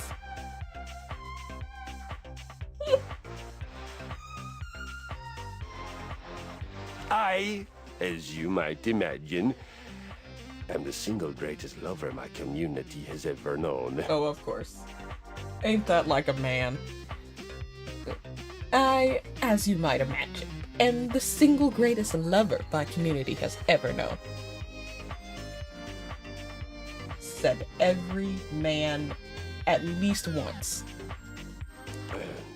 Good gravy did I get to work out. Excellent violence, lovemaking. Behind interval training and a good dusting, probably my favorite. So, now you have heard a saga, one of the greatest victories of my lifetime. How are you feeling? Are you inspired, enraptured, transported? Let us use the surge of emotion that must surely be pulsing through your atrophied veins.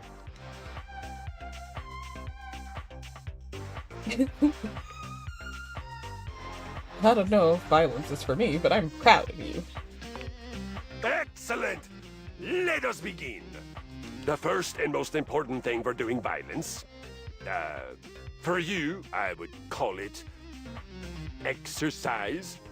You have made great strides in declaring yourself willing to learn. I will be magnanimous and meet you halfway. The first thing we must find in exercising is the why. Let us find your why. Tell me, what is your most powerful reason for wanting to sweat, breathe hard, and learn my noble art? And not to secretly want to be like Keanu Sleeves.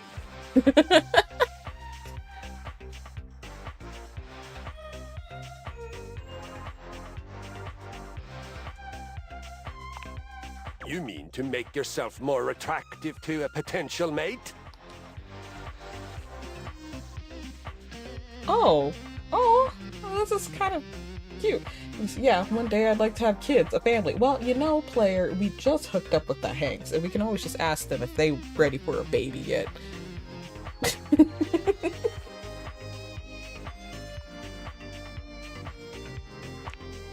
Yes. Many of us desire a mate to facilitate and enjoy procreation. I understand this. We work out to attract a mate, to produce the children, to do the child-size violence, because only a child can do the child-size violence.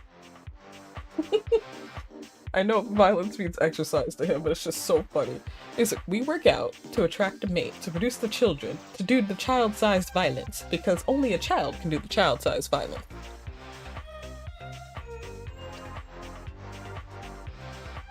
Just going to little Timmy's baseball game. Alright, Timmy, do the violence. The kid's gonna, like, nail the umpire. Just bad call. There goes his kneecaps. I did the violence! And now we can no longer do Little League, you know? Like... They are just the right size. And then, of course, some of us do violence. Exercise. Just for the joy of it. Prepare to find your joy! For your first adventure, you will begin with a 20-minute walk. Big steps. Swing from the shoulders. This is the walk of a victorious conqueror. not a mouse in cloud sneakers. Damn. Remember to breathe from your belly and feel the energy of the earth and the sky moving through your body and electrifying you. I mean, yes, please breathe when you exercise. You can do it. Don't forget to come back and tell me how it went. I'll have a new mission for you on your return. Well, thanks, buddy. Check this out. Oh, he's so dorky. I'll open the way. I'll open the way. Oh. Squeak.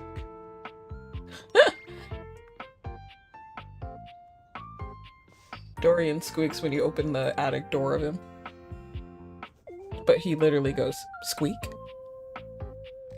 So he has different lines for, I guess, whichever door you open.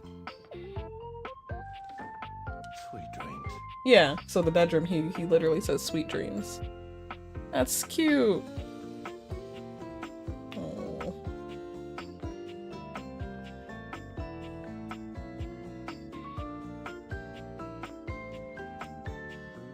Oh, let's see if we can finish Dasha.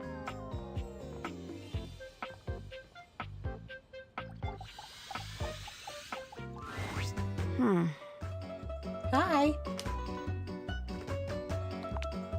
Ah, I am so glad to see you. There is much on my mind lately. Is Dasha?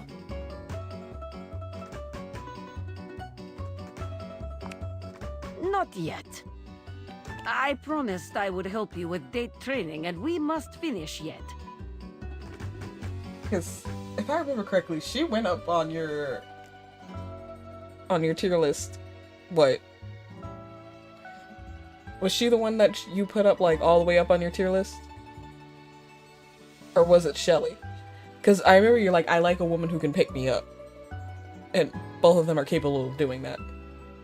I think it was her. I think Shelly, I put it like one tier below her. Maybe? Or they were on the same tier.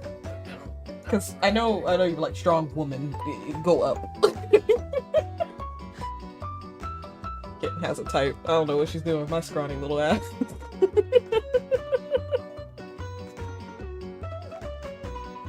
Then again, I can leg press you. Now comes most important part. It's violence of my own. We have had wonderful dates. Everything has been so perfect. You have brought me back to my house, and now we sit in your car. What do you do now? Oh my god. So she's like, okay, you've brought me on all these pretty, like, wonderful dates, and now we're sitting in my car, and you're at my house. What do you do now? My options are, I tell you to hurry up and get out because my show is about to come on. I walk you to your door and say goodnight properly. I wait until you've made it safely inside before I drive away, and then why are you pointing at me?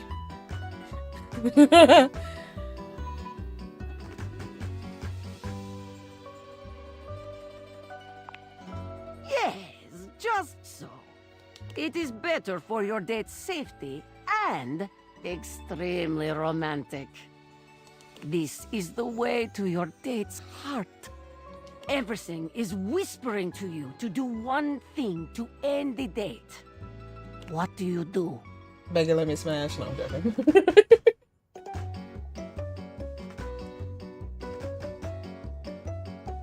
I tell you to hurry up and get inside already. Damn. I don't know if I want to choose like the hug or like a kiss. I don't know which one she'd like. I haven't dated her before in my private thing, so this is new to me. Do I kiss her or do I give her a hug?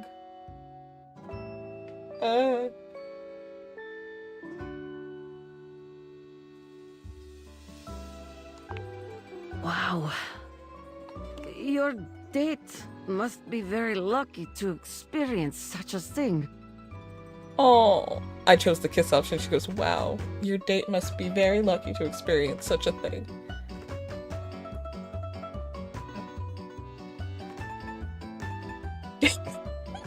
Oh no. The options are great. We should practice, right? That'd be something I would say. 10 out of 10, something I would do. Anyone kissing you is lucky indeed. On second thought, never mind. You are definitely on second thought, never mind, because your shy ass would just leave. Like, you'd be looking for an out.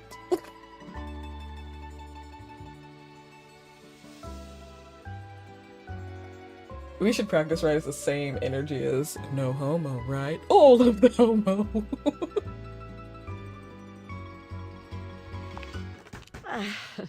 You will make me blush. No one is kissing Dasha these days. But this is not about me. Not no one is kissing Dasha these days.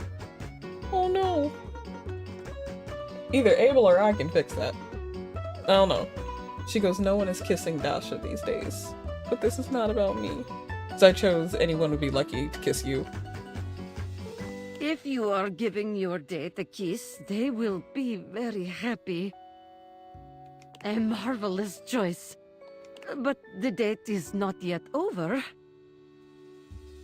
We trying to nightcap? Like, what's going on? Let us assume your date is not so old-fashioned, and after your kiss, has invited you inside. I called a nightcap.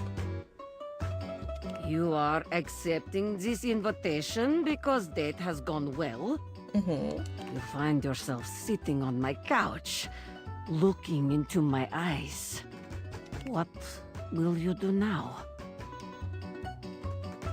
I'd ask you if you'd like to go to bed. Oh no, that Y option shanked as a warning, alright? The Y option is I put my feet up on the coffee table and tell you to bring me a beer.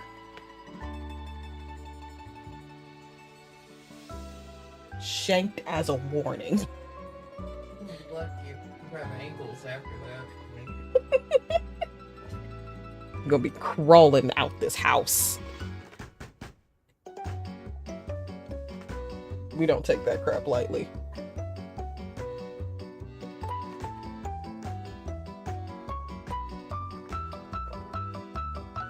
I think I'm drinking all your water.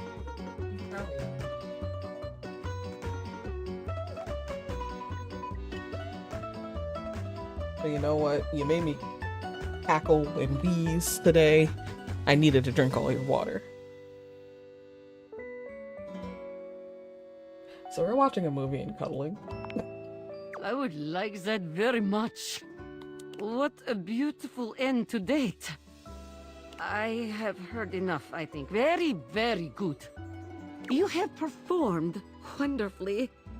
If I am being honest, I am not sure you ever needed my help. Any date would be lucky to have you. Take it from me. When you find someone you are ready to date, go for it. It is my pleasure. Helping others is my greatest joy.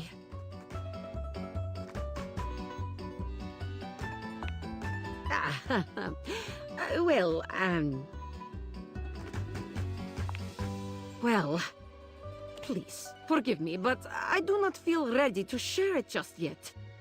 I must lift something heavy and make proper sense of all of this. I must lift something heavy and make proper sense of all of this. That's how she thinks.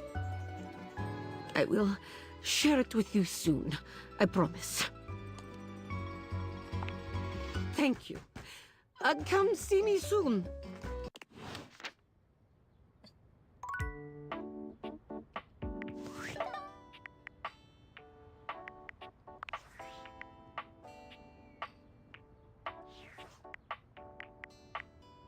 I went a little too far. Dang, I've already met, I've already met, 79 dateables out of 100.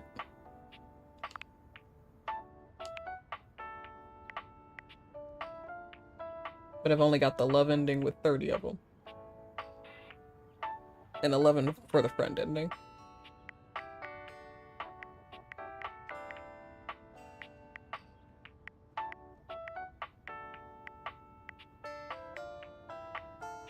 Oh, I forgot I got Tony. Okay. Yeah. Yeah. Of course we got Shadow Lord. Like, come on now.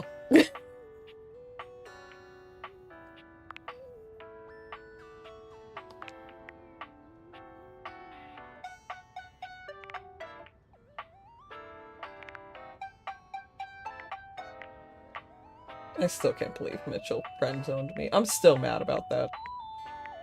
I slept with you, and you friend-zoned me. Oh, we still haven't gotten the love ending with Art. And that one's pretty simple, too. But, okay. Or Keys.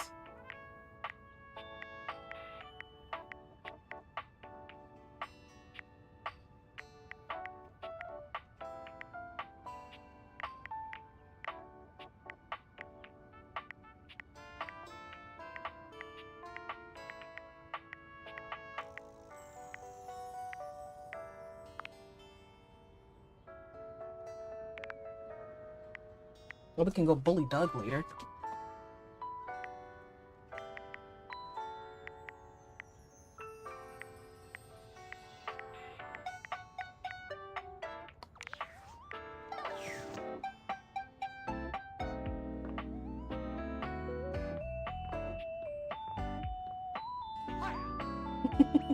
Extinguished. Fire. Extinguished. Fire!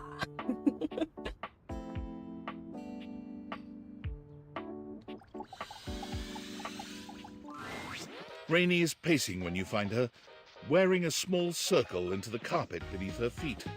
She's clearly been at this for a while. Hey, Rainey. You're here!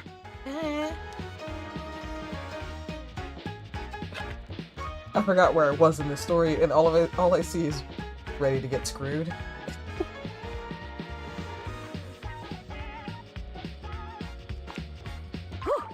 Lord! All right, no point putting it off anymore. You got this. I need you to screw me. Specifically, I need you to take this screwdriver and tighten my screws.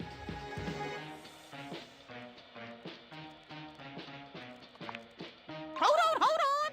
There's one more thing. I gotta take my top off. Right. She's gotta take her top off so I can screw her.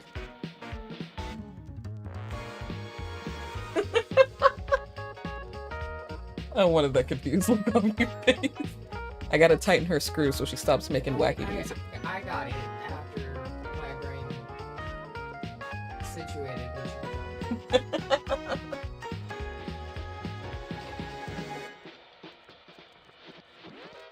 Not, oh boy, Boomtown population me.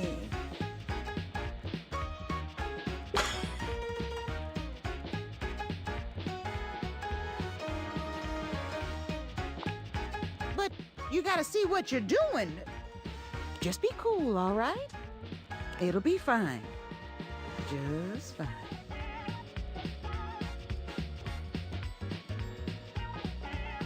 As a person who's seen so many boobs, I'm totally fine with this. What are we, like, a 17-year-old teenage boy? I've seen so many boobs, I'm totally fine with this. Boobs are no problem. Just boob, like... I'm so lost. Where does the metaphor begin? Where does it end? Righty-tighty. Rainey removes her top, turning to face you with a determined gaze. She's clearly afraid, but there's no hesitation in her eyes. Let's do this.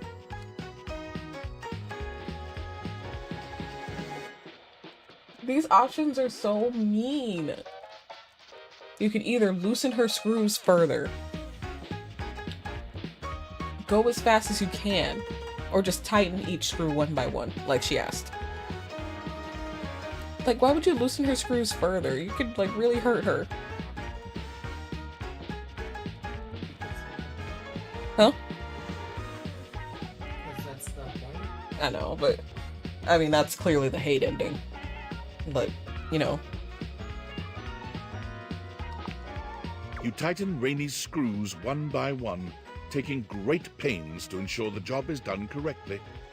By the time you're done, Rainey sighs pleasantly. She somehow managed to produce and light a cigarette in the short time you've been working on her. Not managing to produce and light a cigarette while you're just working on her. She takes a deep drag of it and sighs. Hot dog! You know how to screw a girl good. Not you know how to screw a girl good. Well, you know, Eddie taught me a few things. Tony too, I guess. I haven't felt this well in years. I'm kind of a screw master. Yeah, I can tell. Rainey dresses herself, her movements languid and smooth. I haven't felt this good in a long time.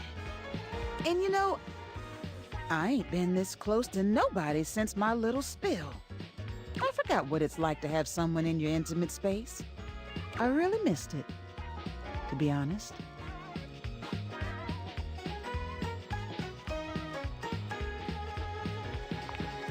Yeah? Well, I don't get it. You got all your screws, and you're awful good looking. Maybe human dating is more complicated than I can imagine. For years, every time I entered the room, the conversation stopped. You could practically hear the record scratch. Makes you feel all kinds of strange, like you're invisible and the only one anyone can see. I mean, what could I do but be loud and proud in the face of all that? I guess I just got so used to sticking up for myself. I just don't know what I'm gonna do now. How do I look all those guys in the eye knowing they looked at me different? Hello, I said fuck 'em. I mean, honestly,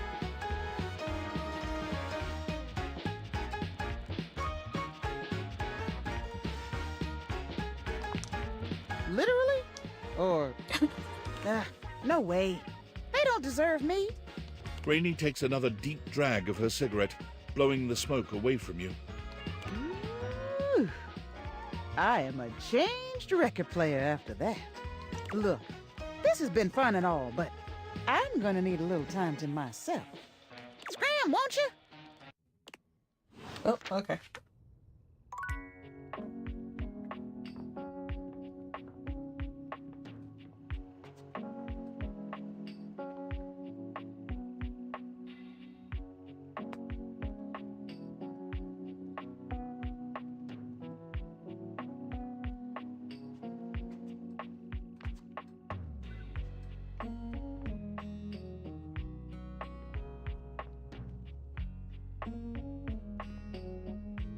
Well, I'm gonna get the love ending with Doug real quick. Since I called him a worthless piece of crap, I'm now on the route to the love ending, believe it or not. You just gotta stare at the wall a little.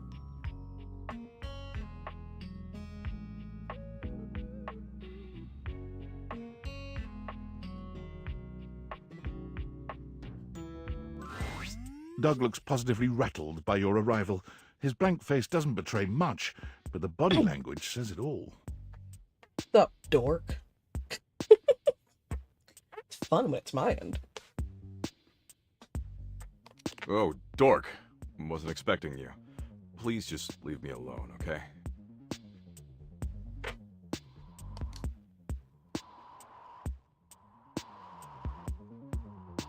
Oh my god. Your identity did change. Since the fight with Dishy, I'm now Bunny 8787. Because I changed my identity twice. It's stuck. That's awful. Just want to talk. Sure, whatever you want, dog. Just please don't bully me anymore. After all the bullying you did to me, I call you a piece of shit one time. Just please don't bully me anymore. But I like bullying. I won't, I promise. I'll believe it when I see it. Look, I don't mean to be such a time-wasting dick. That's just my deal, you know? CEOs write themselves sweet golden parachutes. Big dogs piss on smaller, more annoying dogs. Existential dread is a time-sucking dick. Big dogs piss on smaller dogs. I mean, yeah, kind of. Always? No, not always, I guess. But it's who I am now. And I've been this way for a long, long time. Ever since, well, I guess ever since Hope left me.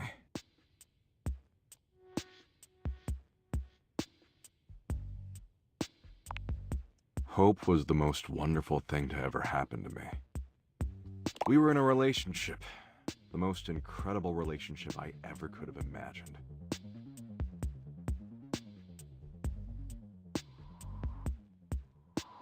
He bagged her. Somehow. Hope. I mean, I get it, but also, like, your bowling ball looking ass bagged her? You know, maybe she saw something in you. Which is nuts, considering my capacity for imagination is pretty much limitless. Provided you're asking me to imagine the most disquieting horrors in the universe, of course. Hope evened me out, softened my sharper edges. My compulsions to endlessly ruminate on the meaninglessness of it all quieted down when she was around. When I held her in my arms, things weren't so dark, and for once in a trillion years of pointless existence, I was content. But she's gone now.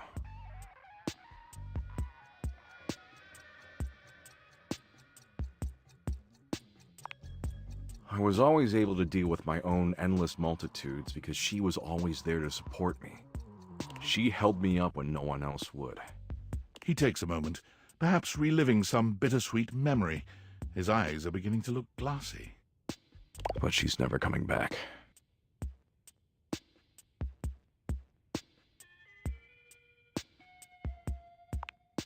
A new Hope? She's irreplaceable. Tears slide down those marble cheeks.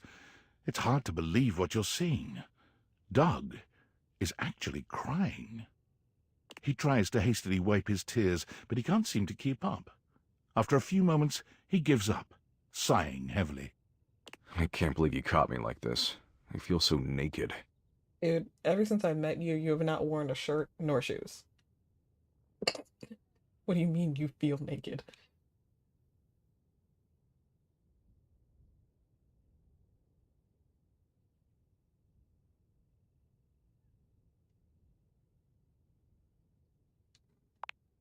You know, I could, but I won't. It's much too painful to revisit. So, this is who I am now. Without Hope, I'm just a dick who wastes people's time. I've accepted that.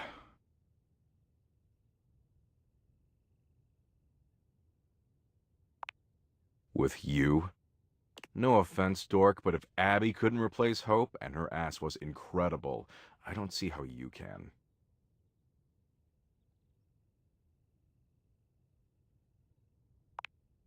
Not about replacing her, huh? Never thought about it that way. You know what, dork? You've actually got a lot of good insights for a pile of electric meat. Oh, thanks. And those insights actually make me feel hopeful. I can't believe I'm saying this, but maybe you're right. Maybe I've been such an asshole because I didn't have anything positive to even out all my darker compulsions. And maybe, instead of endlessly ruminating on the heat death of the universe, I could endlessly ruminate on you.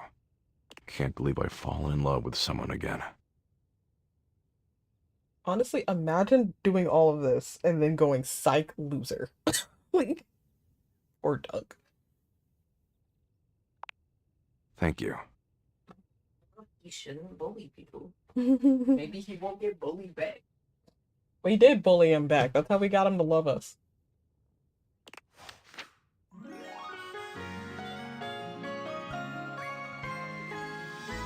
You make the onslaught of never-ending existential dread a little less dreadful. Thanks. I love that. You make the overwhelming sense of dread seem a little less dreadful.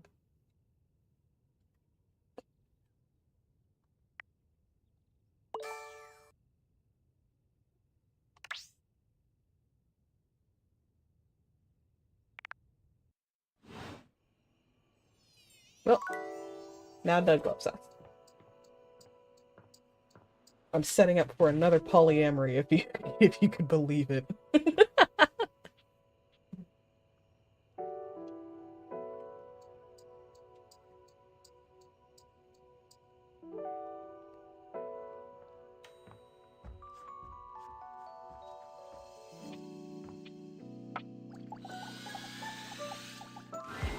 There's a supernatural darkness around your bed when you enter. A strange void that makes you feel slightly uneasy. You recognize that odd feeling. Betty is speaking with Nightmare. You really don't think you could do it?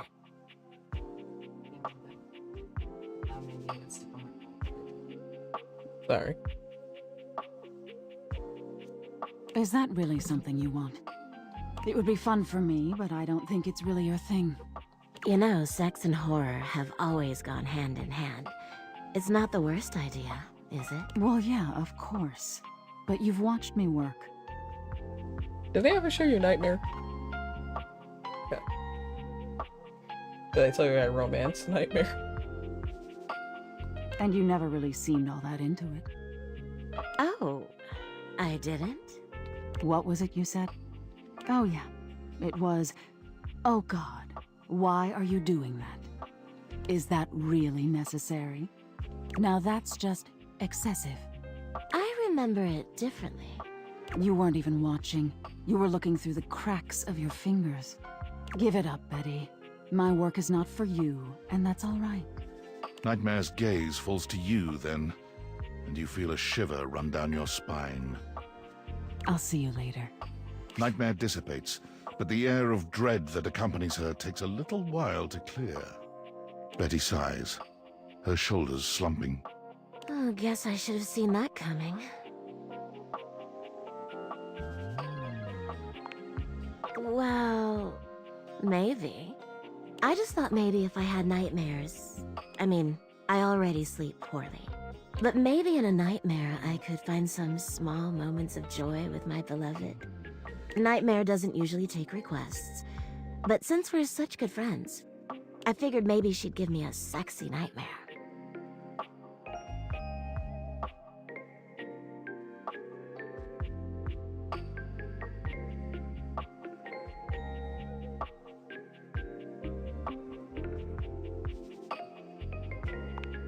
Of course it is. For example, I'm being hunted by some unseen monster or being. My heart is racing. My knees are weak. I'm stumbling and tripping as I go.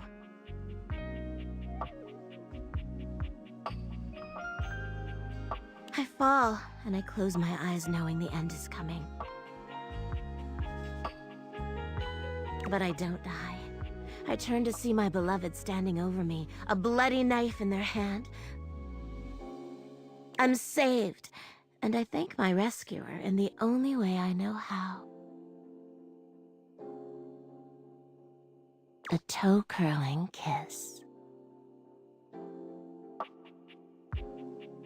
But then, I'm on my back again, and my beloved's hand wraps around my neck. I can't breathe. I can't cry out. I can't make a sound. Why you be like this? She no love me. We'll be together forever, they whisper, raising the knife high in the air. I wake in a cold sweat, alone and afraid. There. You see?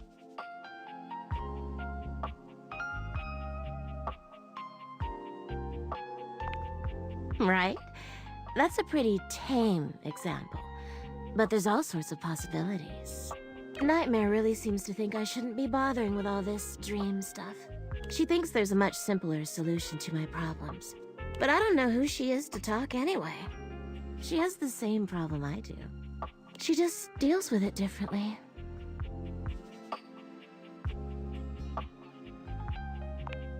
It's not my place to say. I've already said too much. Please, let's forget I said any of that. You would? You're too sweet, you know. It's funny, I was just thinking of you. It seems like that happens a lot, honestly. I think of you, and here you are. It's a shame I can't seem to manage that at night. I haven't been the most subtle, have I? But I guess I should just say it. You're the one I've hoped to see in my dreams.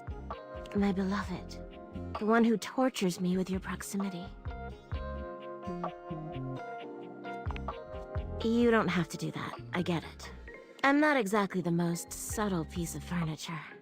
For years, it's been just you and I here. And I've had to watch you sleep with that angelic look on your face. When I was at the warehouse, I never had this problem. But the day I was delivered to you, you laid down. And I knew right away I was in trouble.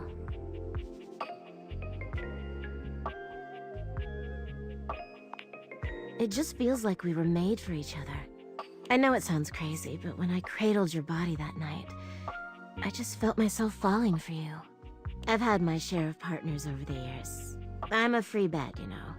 But I'm at my best when I'm in love. And since the day I became yours, I haven't had a good night's sleep. I know it's a lot to lay at your feet. Especially knowing we have to sleep together night after night. But I don't know if I can keep this to myself any longer. I know it's a lot to digest, so please, take some time to think about it. I'll give you some space to sleep tonight, and we can talk tomorrow. All right? Thank you for considering it. Sleep well tonight.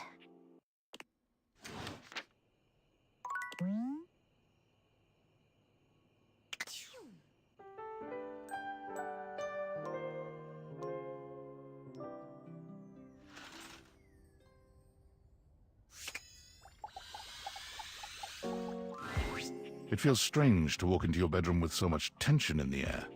After all, this is where you go to relax and recharge. But you told Betty you'd give her the day to consider her confession, and now she waits for you, seated at the bed like usual. You're struck by the realization that no matter what happens here, everything will change from here on out. Thank you for coming. I hope you got a good night's rest. Oh, thank you for saying so. I slept even worse than I normally do these days. I had too much on my mind. And there's too much at stake here. I suppose there's no point in beating around the bush here, is there? What do you think? Of me? Of the idea of us? Is there hope for us to be more than just two partners who sleep together every night? Oh my god, really? You really feel the same?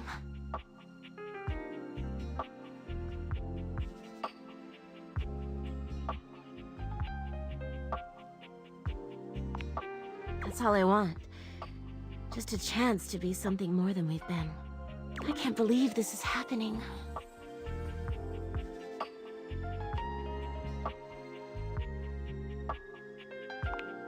Don't you worry your sweet little head about that. I don't expect you to sleep with me every night, or ever. And you being with me doesn't mean you can't be with others. I have my own fun, after all.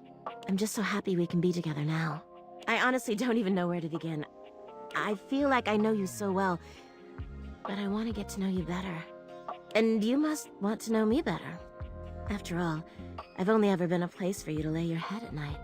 You've never seen me for who I truly am until now. Tell me what you want from me, my love. All I want to do is make you happy.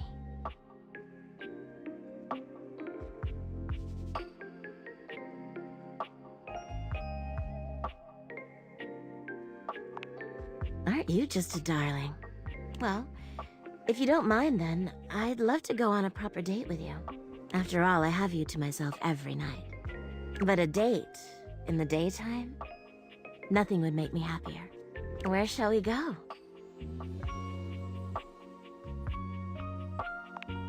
Ooh, I love the sound of that. As you walk through the house with Betty on your arm, you attract quite a bit of attention. Eyes are on you in every room, or so it seems. Look, we can actually get a bite to eat, okay? Our player isn't dead yet. For her part, Betty seems deeply pleased to be seen with you. She smiles at some, she waves at others. Sometimes, she seems like she wouldn't be out of place on a parade float. But when you finally arrive in the kitchen, you're mostly alone. What's this now? John, if you don't get the hell out of here. John Wick, go away. Not the Scandalabra. It's exactly what it looks like, honey. Nah, just kidding. Damn it, I honestly wish I had the headphones on you so you can hear the change up. Have fun, you two. Enjoy, lovebirds. Don't do anything I wouldn't do. That's not much, is it?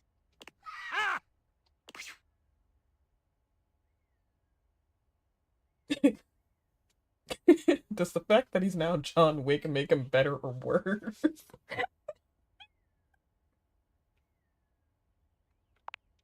Oh, don't pay him any mind. I don't want to talk about him, though. This is about me and you now. I really don't care what we eat. I'm just so happy to be here with you. With that said, what did you have in mind for us, sugar?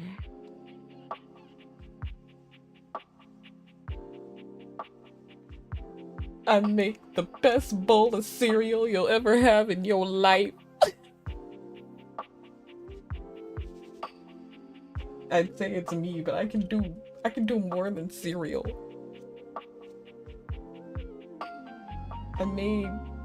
I can make pancakes. I'm not the cook between the two of us. Kitten is the cook because things go wrong when I cook.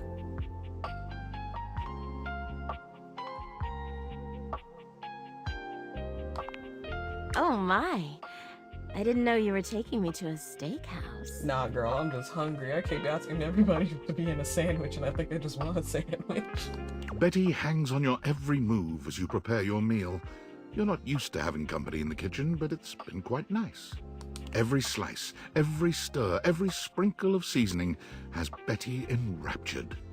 You've never felt like such a culinary god, even if you know you've got it in you. It's hard to resist showing off for Betty, just a little.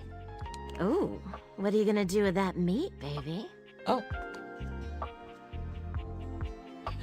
Spank the steak. No, no, no, no. We are not that weirdo from TikTok, YouTube, whatever. We're not that guy. Keep spanking the meat. Weird.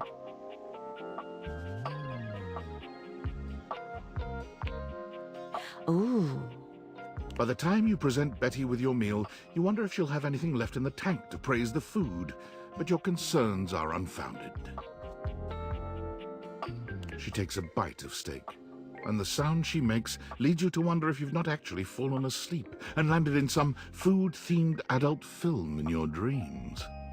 Oh. Yes. Yes.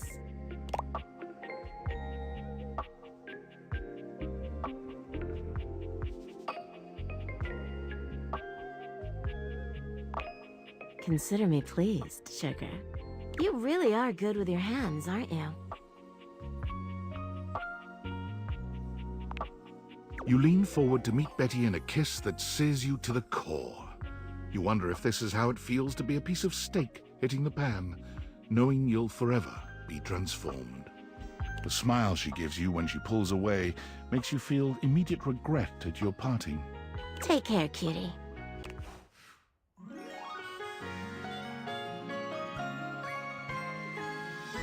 Aren't you just a dream come true?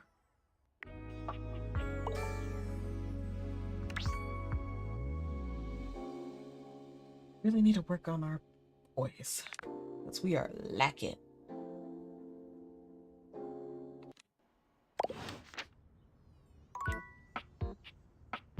Come and give me a little snuggle, lover.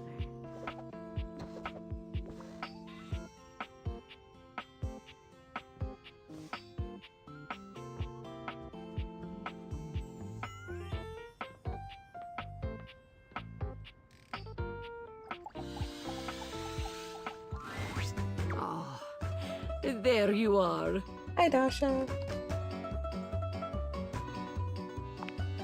Yes, thank you for your patience with me. Spending so much time with you speaking of romance lately, it has given me much to think about. Perhaps it will surprise you that a strong and cheerful desk like myself is not going on many dates these days. Truth is, I have put so much of myself into helping others, I have not left much time for myself. No, no, Dasha, do not lie to this wonderful human. I thought it would sound nicer if this were the case, but it is not so. But the feelings I have for you are real.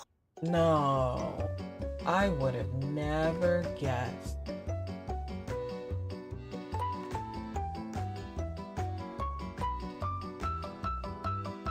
Ooh, shit.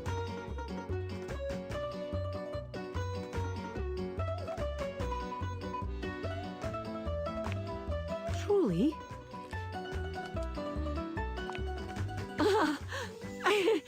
I have found love at last! No more lonely days! Sorry, Abel. I give you a big kiss, big hug, big lift! I am so happy. I never imagined I could find love right here at home. Who would have thought that you were seducing me all this time? Either way, we have been practicing dating each other all along. But it doesn't feel like practice, really. We have only done what is natural.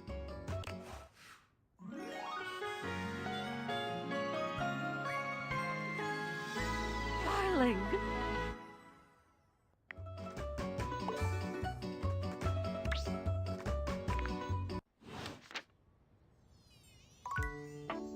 My love, allow me to show you my strength.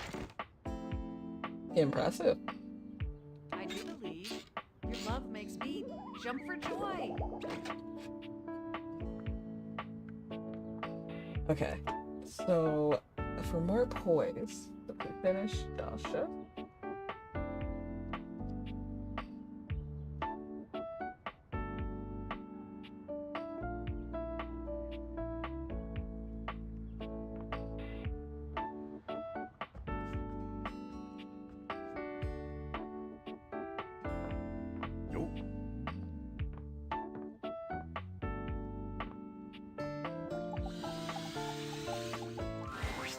You have returned. How excellent, and just in time. I have been waiting with bated breath to give you your next violent versatility training session. How was your first exercise? Did you enjoy it?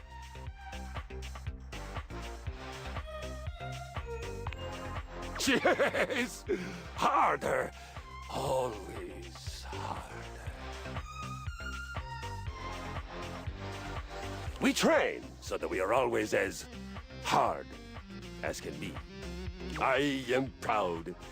This is somehow even more meaningful to me than when I teach the little 1-pound dumbbells. They are cute, but I think they would probably make mud pies out of cow poop if I told them to. You're so cute. you are discerning. You can choose. You have chosen to continue to come to me for training.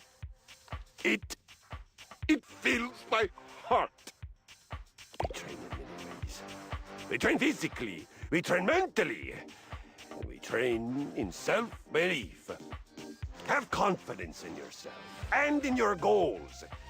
Your faith in movement makes the movement that much better for you. I learned that when I was doing battle once and one of my cables came loose. I so firmly believed that I would still slay my enemy. The cable actually flipped around my head and became my weapon all on its own. I won that day, and I laughed. Glorious. For today, we'll rotate. Are you ready? Rotation is vital for our situational awareness.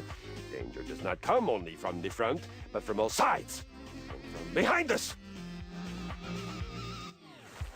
Find something heavy in your home.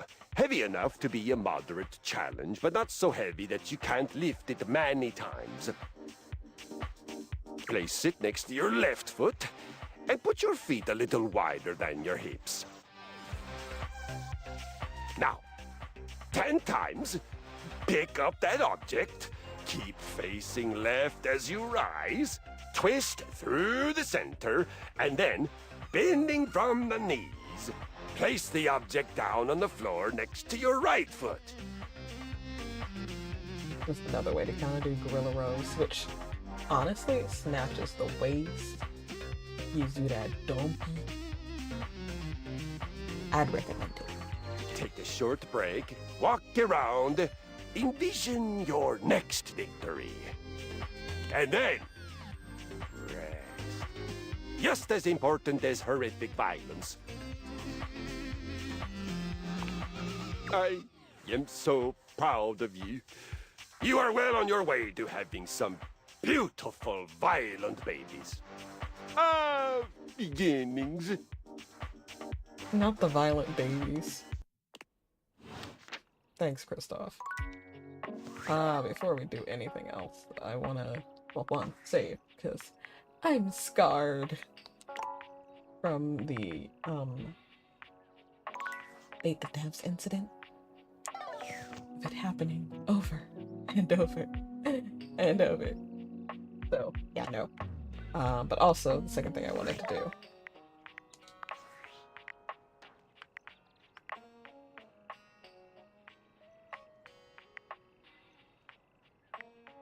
Date everything. Date everything!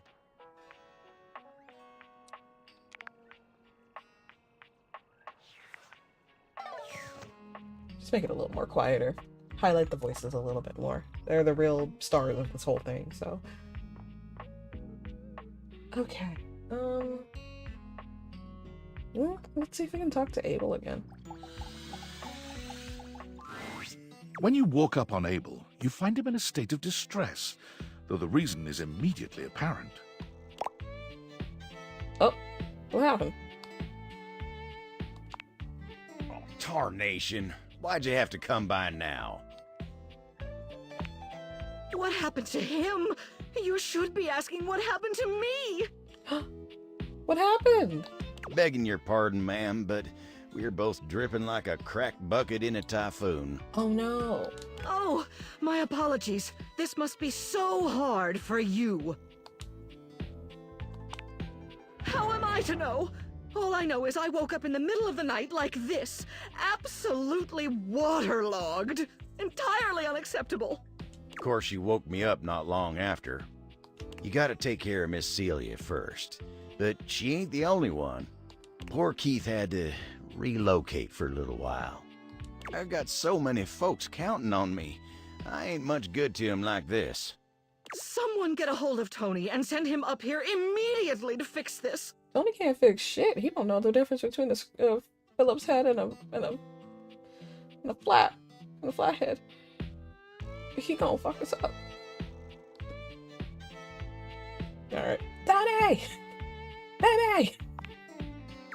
Sorry. Been up to my ears in contracts for jobs around the house and, you know... Oh, you know, you've been busy just painting over the mold that I apparently have in my house.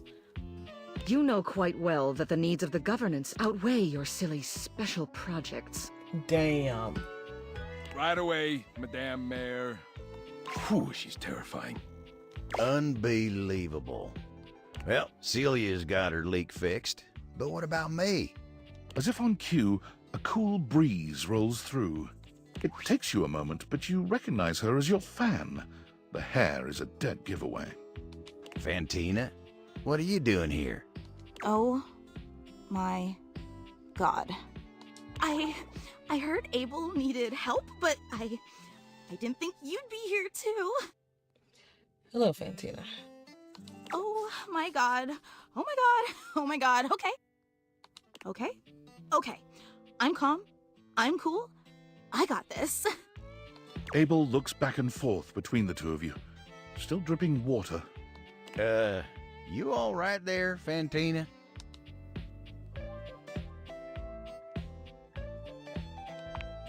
Oh god, you're right. I'm so sorry. Here I am making this about me. I'm so sorry. Please forgive me. All right. Let's not lose focus again. Abel looks pained at the thought of being indebted to the both of you. Well, what are you gonna do then? We are gonna dry all that water.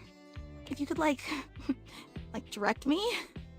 She seems to quiver with anticipation at the thought of you touching her. Yeah. Just put your hands on my shoulders and...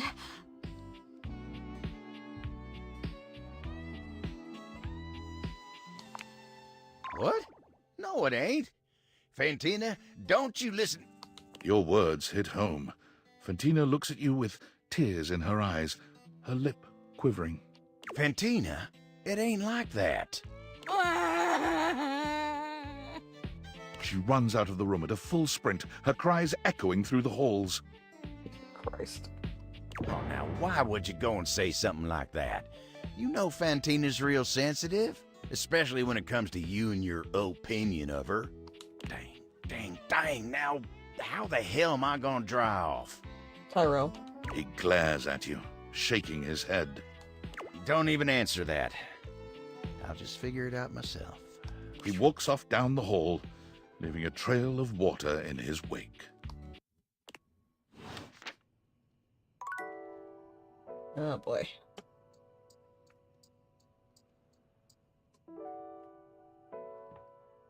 Nope.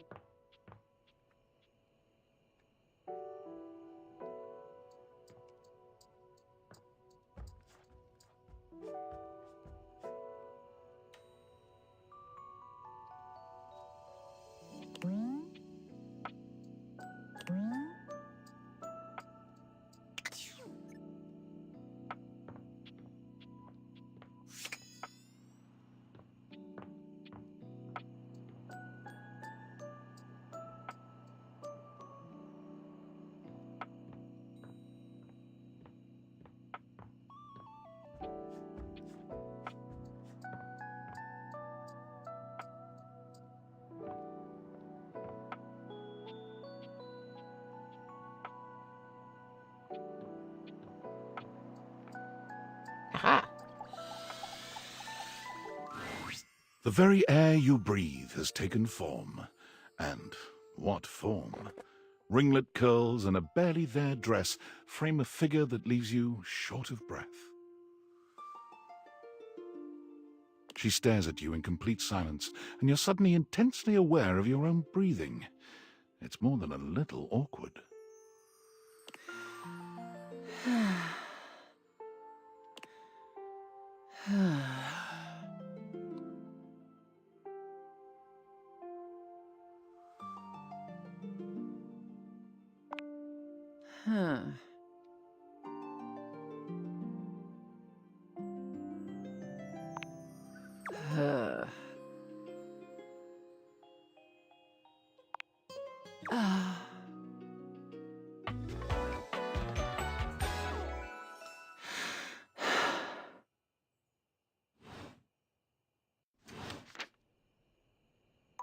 okay.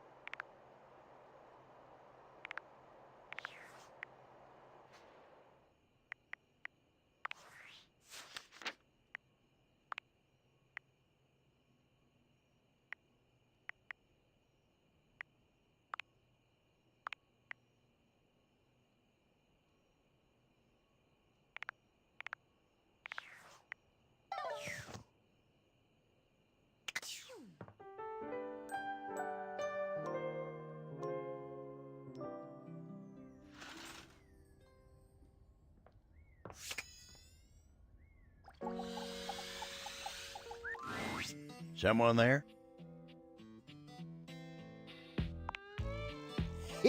Wasn't expecting to see you here. The end table is where I like to go when I want to be all alone with my thoughts. The view here's pretty nice. Makes me feel real thoughtful.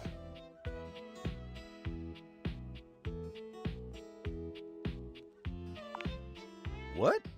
Tarnation, no! I was just saying, you know, the view, the expansive blanket, the windows, makes you appreciate nature's majesty. You came at the best time for a talk. Much as I like to be in here to think, sometimes it's tough.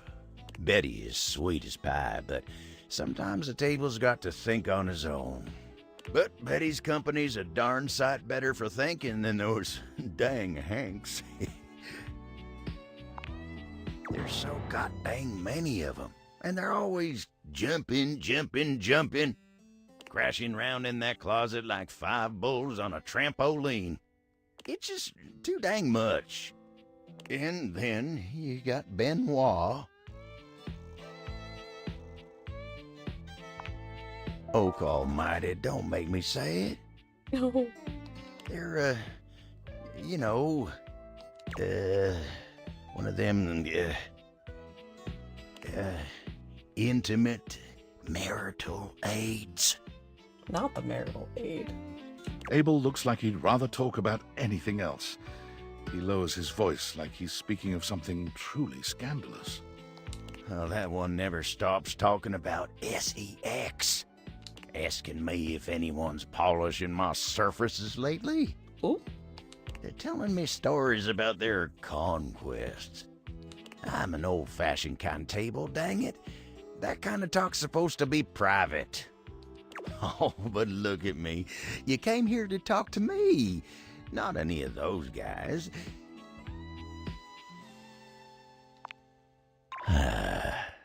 Let me get back to work.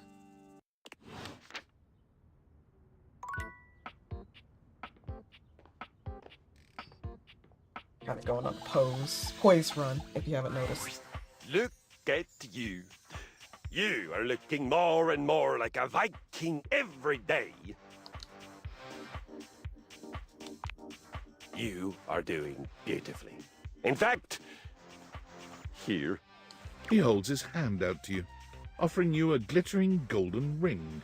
This ring was a gift to my father from the queen of the collapsible bookshelves. She and her tribe lived on the far side of our warehouse. We had very friendly relations with them. What do you mean by friendly? Well, after the war. The ring was the sealing of the great treaty of peace between our tribes. I want you to have it in recognition of your dedication and perseverance. It is my honor. I love how he just like casually proposes.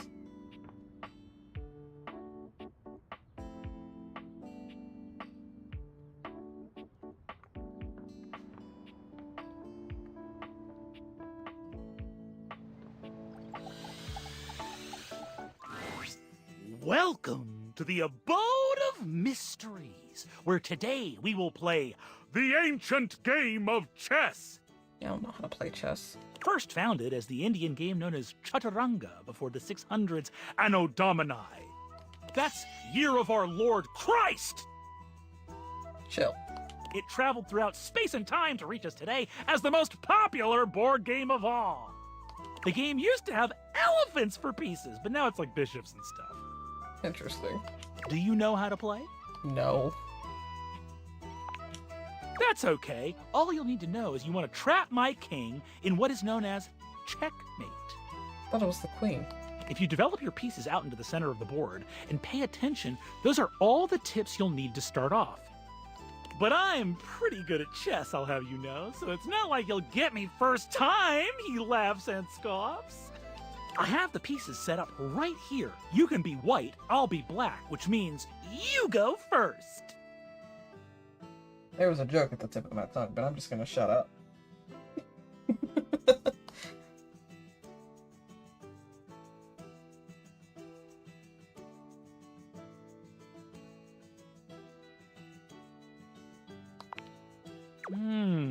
This is the style of play that I would categorize as normal. But what if I attacked you like so? Parker pushes his knight far out into the playing field, seemingly completely undefended.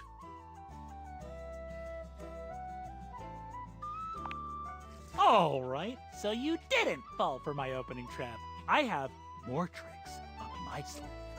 Parker plays chaotically, filling your position with wild sacrifices. One such sacrifice leaves a set of his pawns doubled up on the same file, one in front of the other. His tactic-filled play also leaves his king wide open, easy to attack. Quietly, simply, you begin to bring your pieces one after the other upon the pawns that are incapable of defending themselves.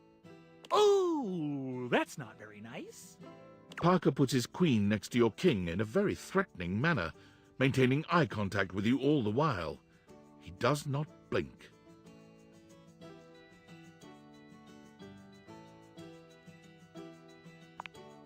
Drat! The single weak point of his pawns begins to crumble, and soon his entire position with it. Oh dear! You begin to control more and more of the board as the ranks and files open up, and his king is quickly placed into a corner with only a single rook remaining on his side. Parker quietly moves his last rook just to the side of your queen.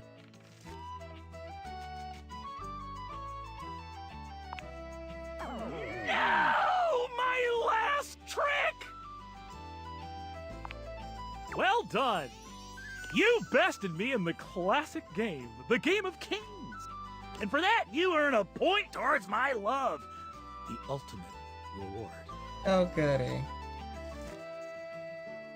I don't want your love, dude. For real. Still, I will see you next time for an ever so complex game with many of my beloved rules. Oh, joy.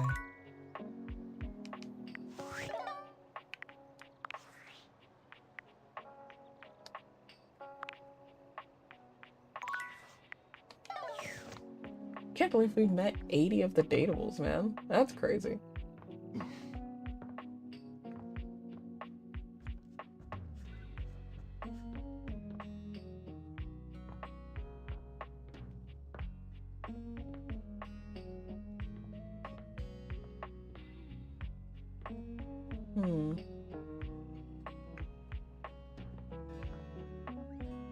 I suppose we gotta care about Johnny.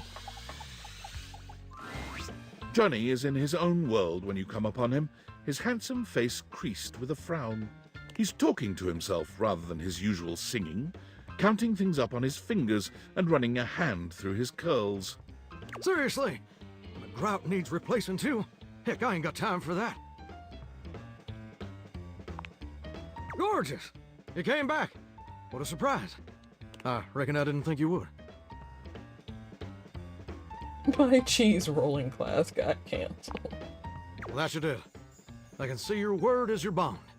A much stronger bond than the grout in my tiles, evidently. Anyway, I'm just so glad to see that smiling face again. Makes me happy as a clam in butter sauce.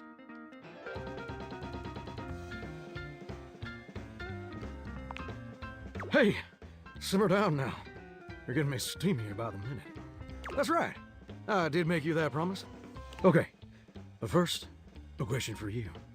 You're not a big-time record producer, are you?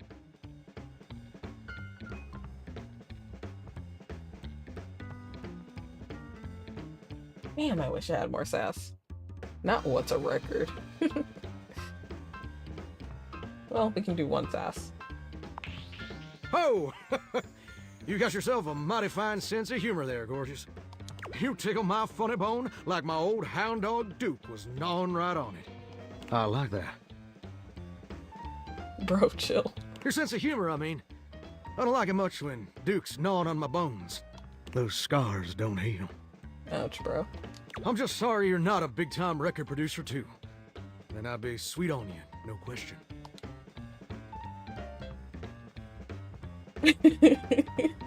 Wait, I'm sorry. You let your dog gnaw on your bone?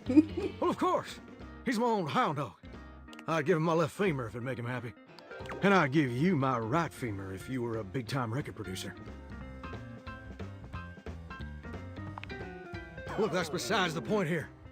See, I was just asking whether you were a producer, because I was thinking about our conversation the other day. About dreams and all.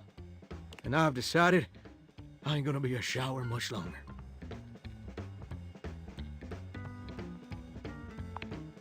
That's a great question, which I'll answer after I recite this little speech I prepared. Good lord. Don't get me wrong or nothing. Being a shower is an honest way to earn a living. My pappy was a shower. My grandpappy was a shower. Heck, my old hound dog Duke, well, I reckon he's a shower too. Got me some mighty fine memories of being a shower. Most of them involving sundry drain cleaning products and the way they make me feel inside. But it just ain't my true calling, you understand? Do you know what my real passion is, gorgeous? It's some weird thing with your dog, apparently. Very close. Ravishing and perceptive. I like that. My dream, the raison d'etre of my humble existence on this crazy spinning marble, is to be a professional singer. What? I ain't never told anyone that before. You told everybody at the Burger Box, honey. Does it surprise you? No, I've been at the Burger Box.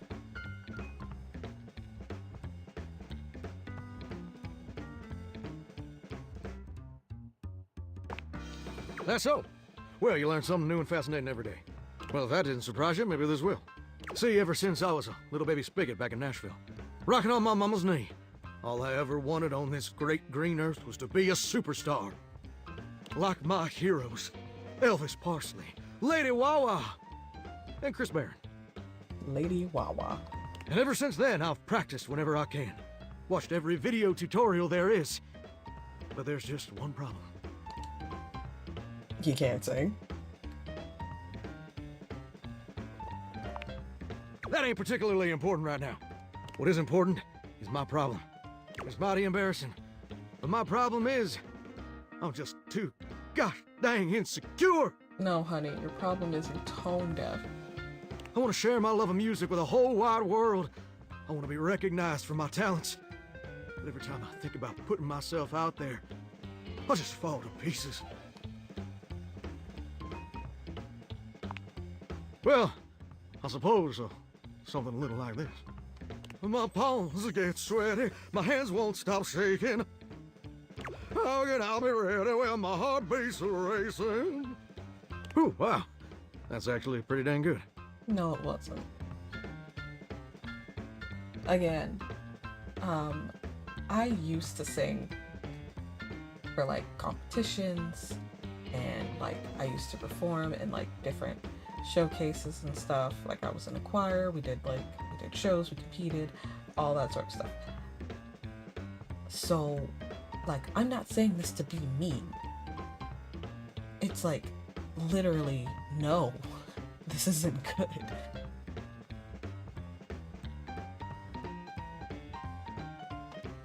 if anybody any chance you're hearing Kitten, she's snoring right now. She is fast asleep.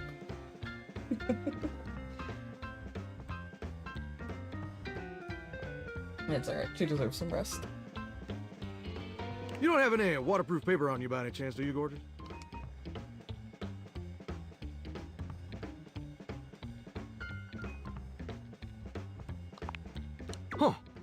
Huh. Never thought about it that way.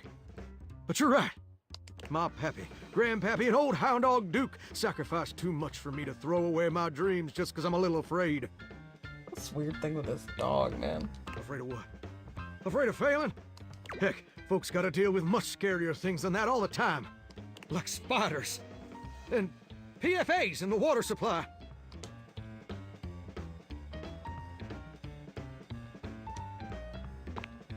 Gorgeous, meeting you has truly been the kick in the pants I needed for a long old time. There's so much wrong with our house, and nobody's telling me what's going on. Apparently there's fucking mold all over the place. Apparently we got PFAs in the water supply. Like, am I dying? Like, I swear there's gonna be like a game theory. It's gonna turn, just did everything was seen as a dream come true. Super high amalgamations of your household objects that you use every day, all fawning and waiting to be in love with you. But what if there's something sinister underneath?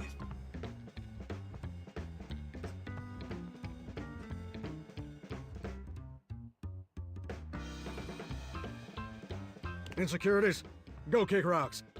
It's time for Johnny Splash to make his big, splash!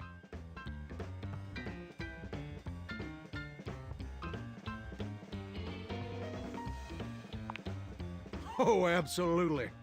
It's time to finally get out of this humdrum shower life and go full steam ahead. First, let me just send a message to my boss and tell him I quit. Hang on. And that his hairstyle can suck eggs. Hang on. You're 34 now, Daryl. Time for an adult haircut. Damn, poor Daryl.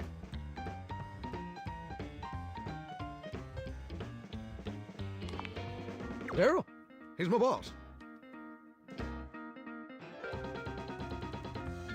I don't have enough smarts for this, damn it. And sit! Woo! This was stupid. I'm so dang nervous. Heck, my hands are all shaking.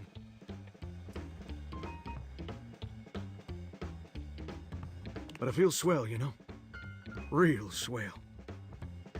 Though, that may just be the adrenaline talking. Either way, now it's done. It's time for step 2. Record my audition for American Mastro.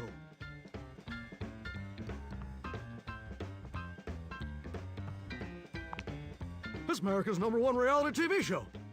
You good? You snored really loud. Yeah, you did. Like, I heard you through my headphones.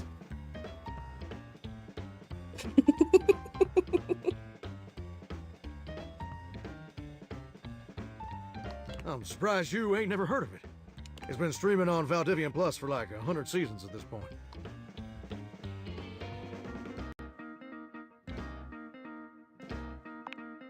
Oh, I hear you, darling. This modern computer world can be right overwhelming. What with all the satellites and keyed boards and whatnot.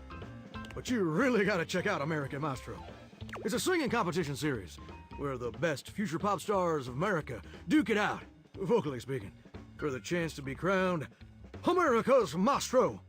You're exposed to an audience of millions, and the winner receives a big old recording contract with Valdivian Records.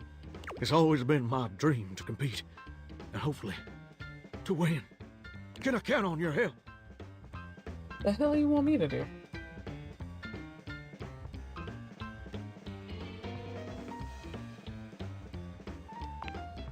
Amazing! I'm just so gosh dang excited. All right, I'm gonna go get rehearsing and get started on my application.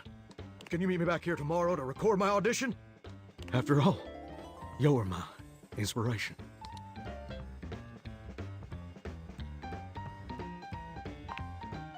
Honka, honka, well, hello.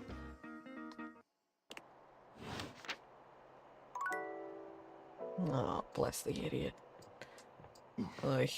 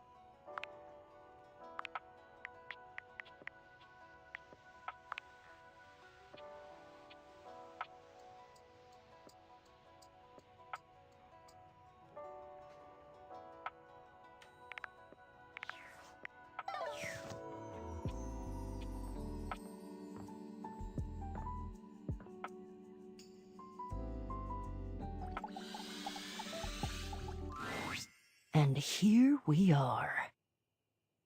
Finish that quest as well. Now listen. Bo holds a finger up to her lips, lowering her voice. We have to at least try to be very, very sneaky.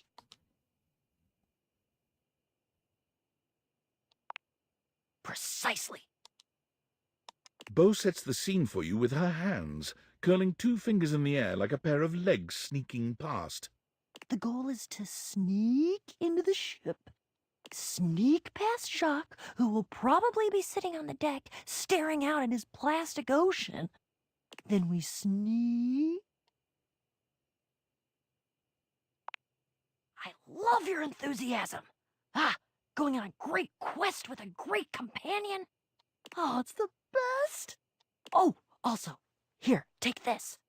She holds out an extension cord to you. It's wound in a circle, just like the whip Bo carries. I made it for you. I figured since we're going on the great quests, you're gonna need some kind of a weapon. Yeah, like Indiana Jones with this? Or what are they? Cindy Bandana Jones, at least from Bodhi, how he explained it. And I figured that something that doubles as a tool would be useful. And also, I don't know you well enough to trust you with a projectile. So, extension cord whip it is!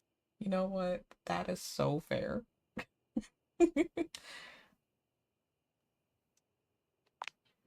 We're looking for the secret sword. I have to be truthful with you that I only have anecdotal evidence for what it looks like. I read in one source that it's massive and gold and has a great big tassel on the hilt. Then I read in another source that it's actually just a stick, a little piece of driftwood that washed around in some huge river for hundreds of years until it was worn small and straight and perfectly smooth. I just love the way she said that. There's another source is actually just a stick. All of the times that I've tried to get this thing for myself, and I've only been in the hold once. It was there, but Jacques had some sort of tarp draped over it. I think it was a cocktail napkin. It had like a little neon pineapple on it. Mitchell? Did he steal from Mitchell? Oh, it all adds to the fun. I can tell you for absolute certain, though, we will know it when we see it. Whatever it looks like, it will be perfect and spectacular. Okay, in we go. Jacques draws his cocktail sword with a snarl. Stop! Right there! You insolent, trespassing repeat offender!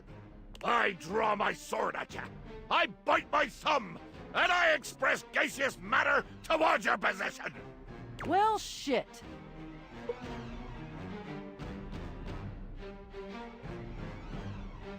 It's so me though. Well, shit. Calm. Calm! You dare open your tag-along mouth to tell me to be calm? Yes. If you even knew the number of times this scallywag has invaded my ocean, boarded my ship, and attempted to swipe my precious personal property right out from underneath me, you would not be mashing your teeth together to form the repugnant, repulsive, and ultimately unsatisfactory word of calm! Yeah, you're angry. You're the fearsomest pirate of the 7 seas, and we should all bow and scrape to your terribleness. Except for, let's face facts, you don't have 7 seas. You have 1. And it's not a sea, it's a piece of molded plastic, and the paint is chipping. Damn.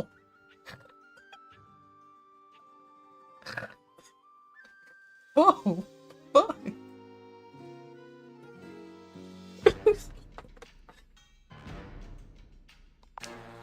Yeah, but that's because I'm scrappy and crafty and cool. And a hypocrite. Jacques is delusional. There is a difference. I think you're both delusional. Delusional? Delusional? I'll have you drawn and quartered, you black-hearted pretender!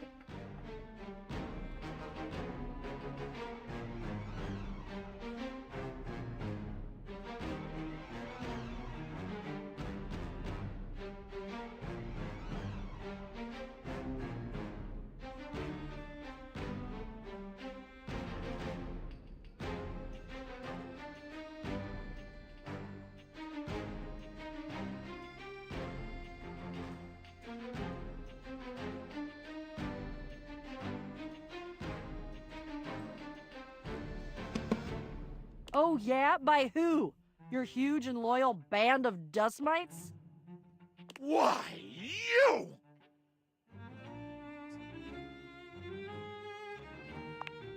This is what I've been trying to tell you! Wouldn't call that knocking, but sure. There is no talking to this doofus! This is why I've just been trying to sneak past him and not deal with his nonsense!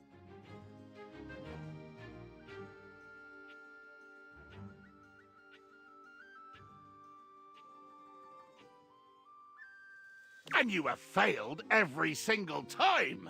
That should be some sort of clue for you about your ineptitude in the arts of subterfuge and knavery. I officially drank all your water. There's nothing but melted ice left. You shall never have the sword. How dare you? Oh, I'll have it all right. If I have to hang your tiny butt from a miniature yard arm, I'll have it. You're right. We're never gonna get anywhere this way.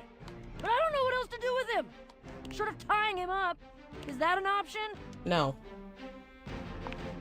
I feel compelled to warn both of you that whatever suggestion you make, be it reasonable or logic or even sure to succeed to bring glory to all parties, I will probably say no. At least he warned you. Oh, for God's sake. You should be flattered I said anything. I'm under no moral obligation to volunteer information to interlopers.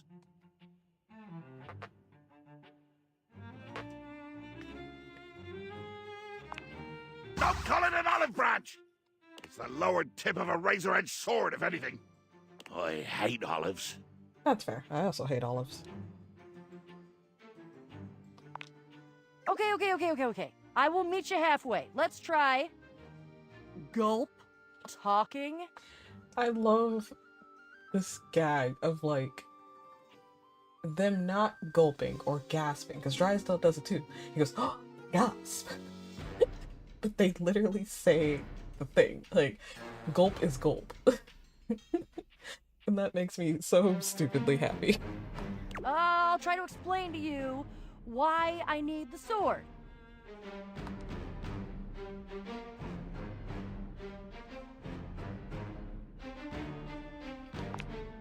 Yeah, let's change the channel. Jacques? Jacques? Jacques pointedly ignores Beau placing his hands over his ears. I cannot hear you. All I hear is the cries of my defeated enemy. Oh, music to my ears. What? That's genius. I hate it, but it's genius. Jacques! Oh, mighty villain! Oh, fearsome predator of the deep, you have indeed vanquished me! I lie defeated, humbled and shrunken at your feet. I pray for nothing but the grace of your mercy upon this unworthy wretch. Grant this cretin the boon of one last audience with your great awfulness. Very good. Yes, yes. In my infinite wisdom and mercy, I hear your calls for amnesty. I hear, and I choose to honor your pitiful begging. For the moment, anyway. Speak your piece, O one who has lost. Right, yes! Begging your indulgence, I'd like to tell you why I request the great gift of the loan of your sword. I wait with bated breath. Your pantaloons aren't tightened with anticipation? I'm sure you know the sword is ancient. Nobody knows exactly when it was created or by whom. If I understand my research correctly, Jacques, it just showed up one day in your hold. Since we are now discussing something about which I care, I will deign to answer you. That is correct. One day, I awoke to find the sword in my hold, gleaming and sparkling in the early morning ocean light. The sword, ancient and glorious as it is also the only known key to defeating the fearsome Isolde. Who's Isolde? Blow me down. Who's Isolde? You lie. You must lie. But why would you? I've already defeated you. There is no way you could win, either physically or by trickery, so you must be saying the truth. It's like Meatball. Can I go swimming? Can I go swimming? Who's Isolde? Or at least, your version of the truth. Isolde. The Isolde? Who is Isolde?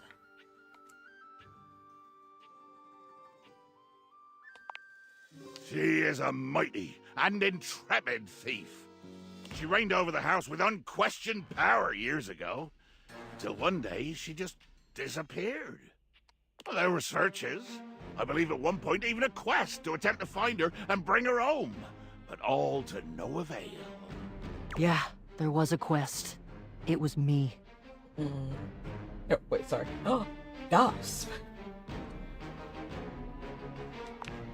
But that's not what we're talking about right now. Jacques, the sword is the key. Without that sword, I cannot fight her. I cannot return her quarry to its rightful place. To be honest, without that sword, the greatest adventure of my existence ends right here, on the deck of your ship. Follow me. Jacques doesn't even wait for your answer before pushing past you and Beau. He doesn't bother turning as you call after him.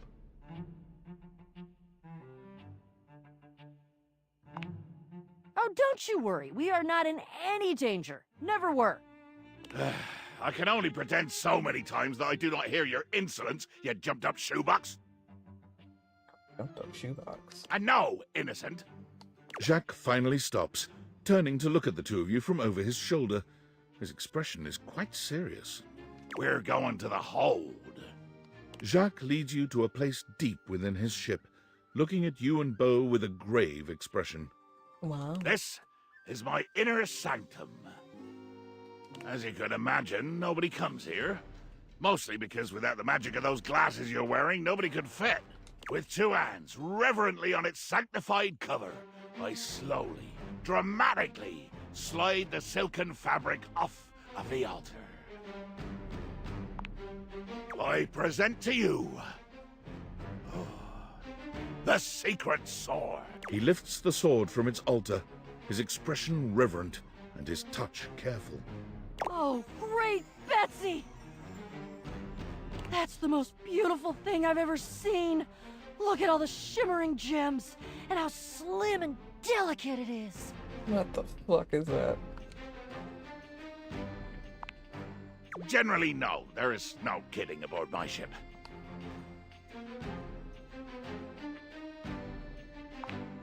Recognize what? The sword? You've seen it before? You made it?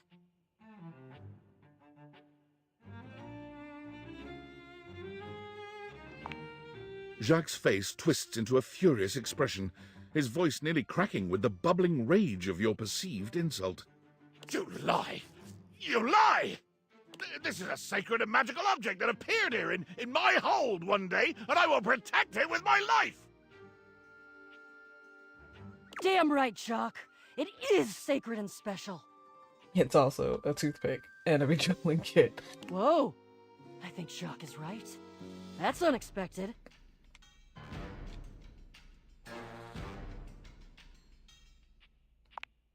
I don't know that I'd call that progress. That would imply that we had a goal toward progress, which we don't. I don't think. He needs to agree to give me the sword for... No, but give? You said borrow. You said nothing about give at all. This was always a loan, a temporary state of affairs. And we're fighting again. But fortunately, or unfortunately, depending on your perspective, it is not just a simple matter of loaning you my single most precious possession. You see, I am going with you. Oh. What? Yep.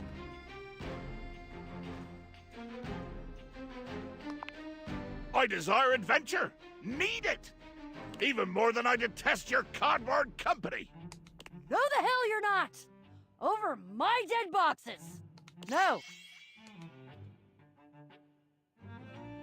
Oh, come on. Child, you have no idea just how much bottle I can be. If it has to be, it has to be. It has to be. I'm gonna go get my quips ready, though. Because this is the biggest adventure of my entire life, and I'm sure as hell not gonna miss it. Onward! To the boxes!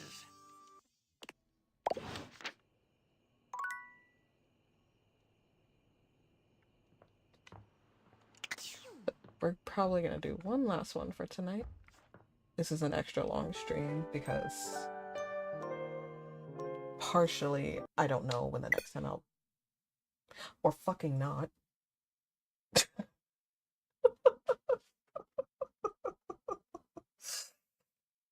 Oh my god, when was the last time I saved?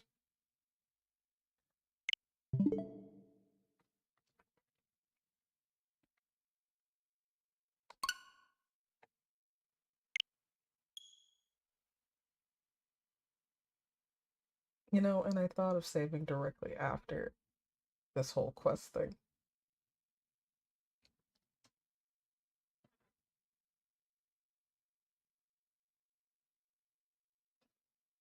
I'm so sorry this keeps happening, you guys. It's probably just honestly the Switch. It has to be the Switch. Because this doesn't happen. Team 17. This doesn't really happen on my Sassy Tap Games! on my personal playthrough, but I'm also not on Switch. I'm on my computer when I do this. So this is interesting. Date everything. Oh, thanks, Dorian. It's also very annoying, if you haven't noticed.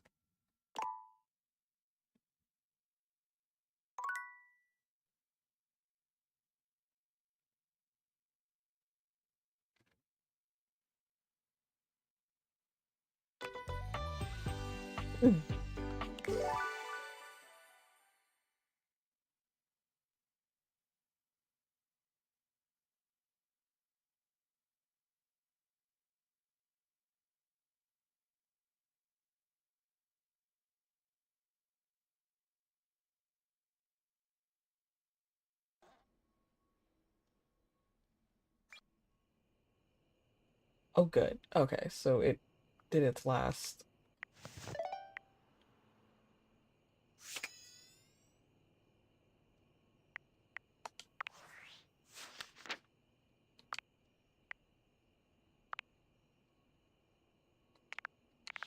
Cool, so it auto-saved.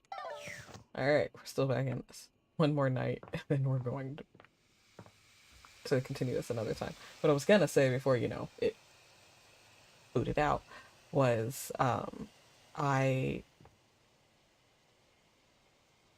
the way I'm going through a new job right now and everything, so I don't know unless like the next time I'll be able to stream, like I'll have time. Even with Kitten. So this is gonna be an extra long stream. So we'll probably do one more night and then we're gonna head off because Kitten is very, very, very tired. And I should probably rest too.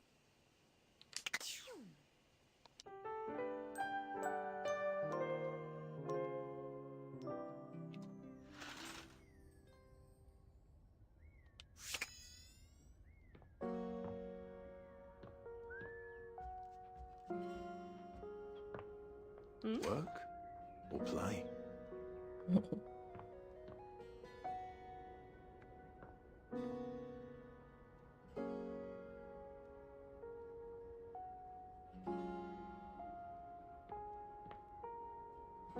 Closets, where secrets are kept.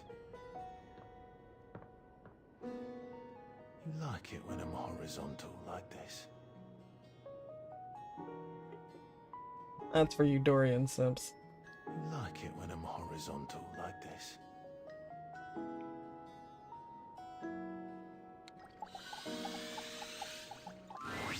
All right, my intrepid teammate. Let's do this!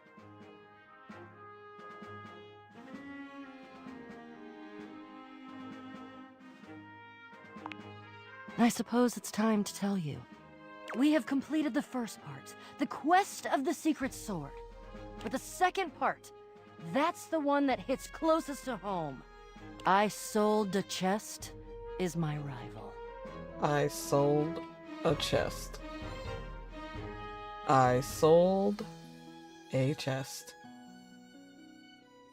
Y'all were getting real punny with them names, huh? The part of boxes that are used to conceal, confiscate, and wrongfully withhold. I guess you could say she's my evil twin.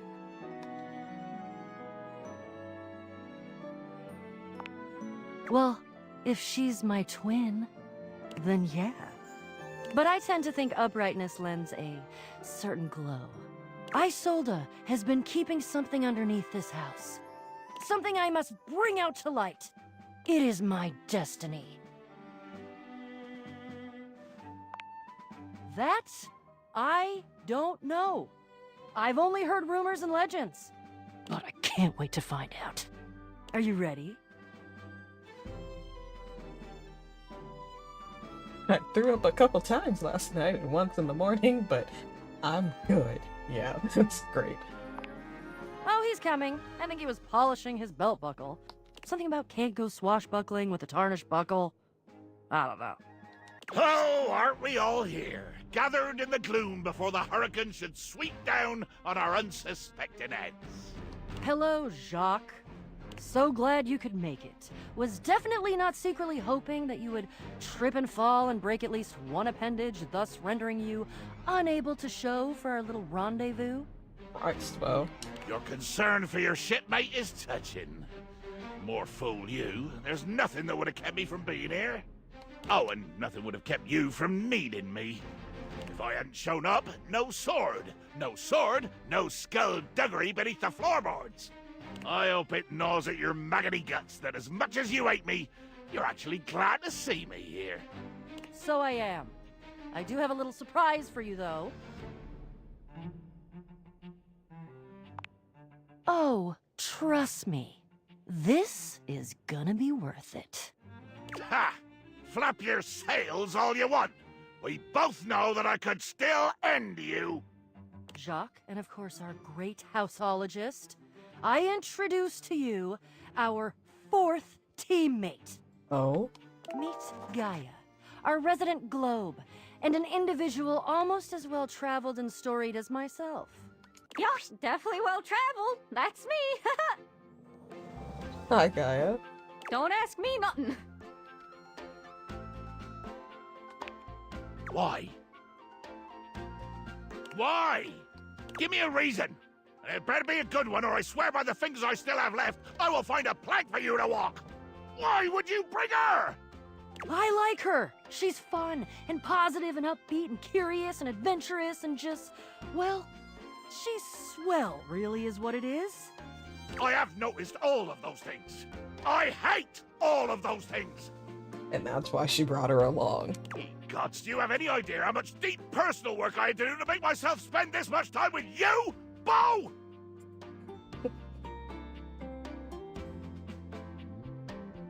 And Gaia?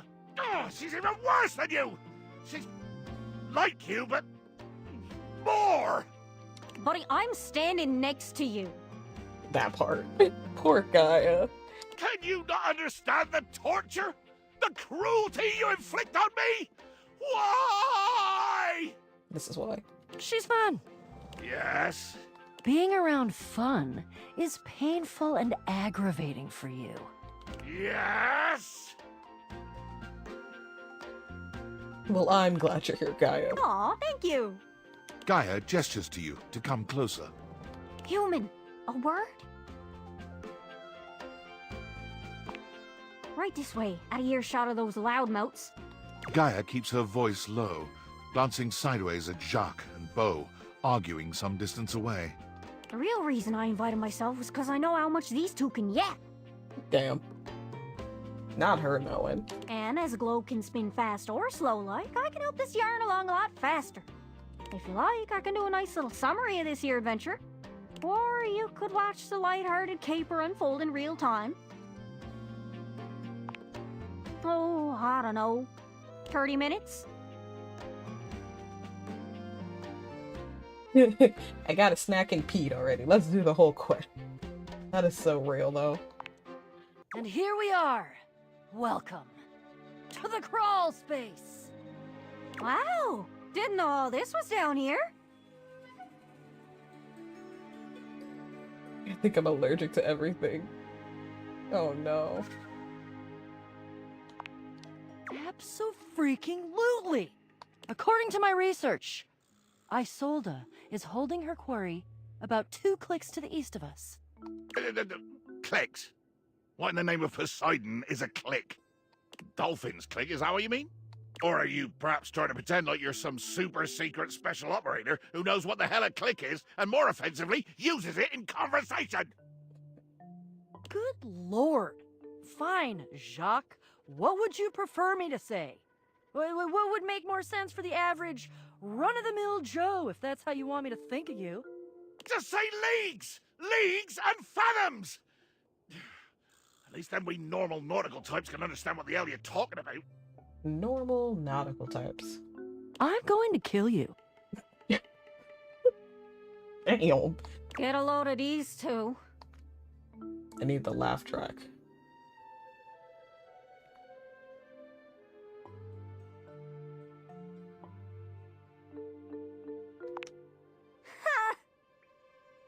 In any event, we're going that way.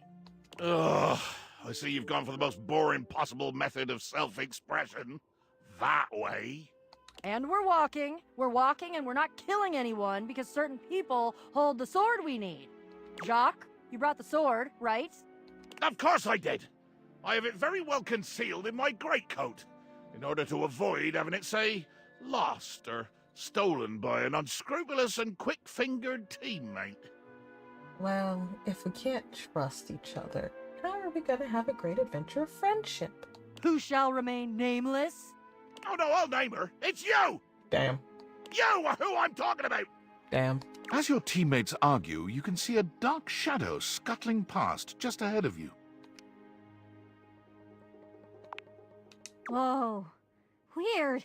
What is that? Roaches! Roaches. Ugh. There are more roaches here than you've ever seen in your life, all gathered together and glaring at you like you've just insulted their mothers. What in the name of hell are these loathsome things? I've never seen anything like this on a ship! Oh god, oh god, oh god, oh god, they're everywhere. Why? I hate roaches. Jacques, I hate them! Why couldn't it just be rats? Huh. Almost looks like they're forming lines? Ranks? like a little brown marching band. My God! You're right, Gaia. They're actually in formation. So they've heard Beyonce's album then. No, I'm sorry. With their antennae rustling and their horrible little scratchy legs twitching. Oh, dear Betsy, I'm gonna be sick. I feel that.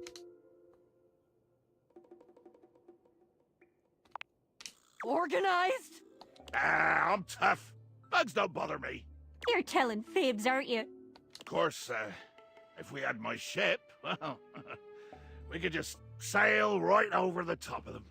We could plow through them like so much seaweed, so much battle detritus, so much swell and deep blue heave. Oh, God, please don't say heave. I feel that.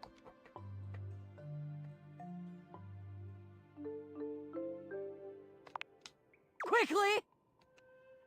Killing one, I imagine, would be easy, but killing this many? We could try talking with them. You're not talking about working with these things, are you? Why not?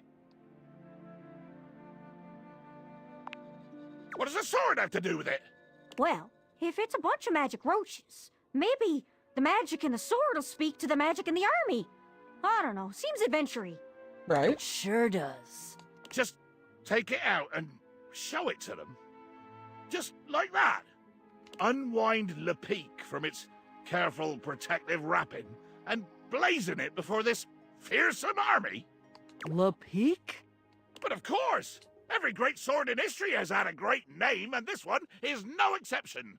Le Peak. Since it was mine, or at least entrusted to the sole care of my offices, I took it upon myself to name it. And I chose a Le Peak.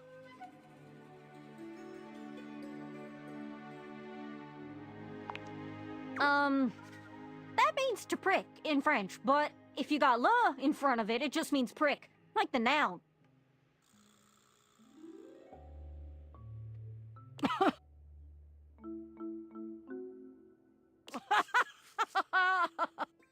You, Jacques, sleaziest sleaze of the seven seas, named your glittery sword the Prick? I did. And your death is imminent. Damn. All of you. Death, conceptually, is imminent. Damn. Reverently, I draw the rapid blade from its scabbard. Carefully, I unwind the bindings, slowly, inch by silken inch. You casting a spell there? He likes to narrate. Partially, probably, because he shares the voice actor with the narrator. It's true. One final turn of the silk, and here she is.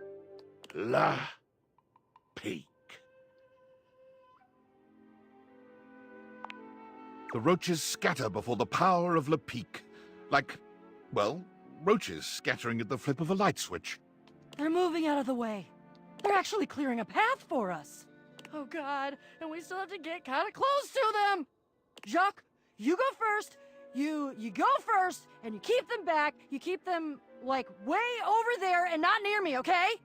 I shall go first, and I shall bear this great sword ahead of me, like the beacon of intention and glory that I always knew it was, and nobody else knew, but I always knew, because I am Jacques. Well, well, well. Holy shit, she's got 2 box cutters. We're fucked. The stranger standing before you looks entirely too familiar. Whoa. Whoa. Who is... Doesn't she kind of look like... Look what the Blatodia dragged in. Whoa. I'm Isolda. Shut up! Ha! A first-rate zinger. I guess we can call off any battle now, right? I mean, with missiles like Shut Up being hurled. Woo! It's just extra sarcastic. Call it off? No! No! Absolutely not! Battle! Battle! Or I'll hold my breath! Friends, this This is Isolde Chest. She's my menacing alter ego, and I must defeat her. Defeat her? Why? Just because she's the shadow version of you? I didn't know we went into a game of Persona. Yes! And no. Theoretically, I'm very intrigued. Engaging with your own shadow? Very, very interesting stuff. Just wondering where we're gonna land on the whole you kinda lied to us and tricked us and almost got us killed by an army of cockroaches thing.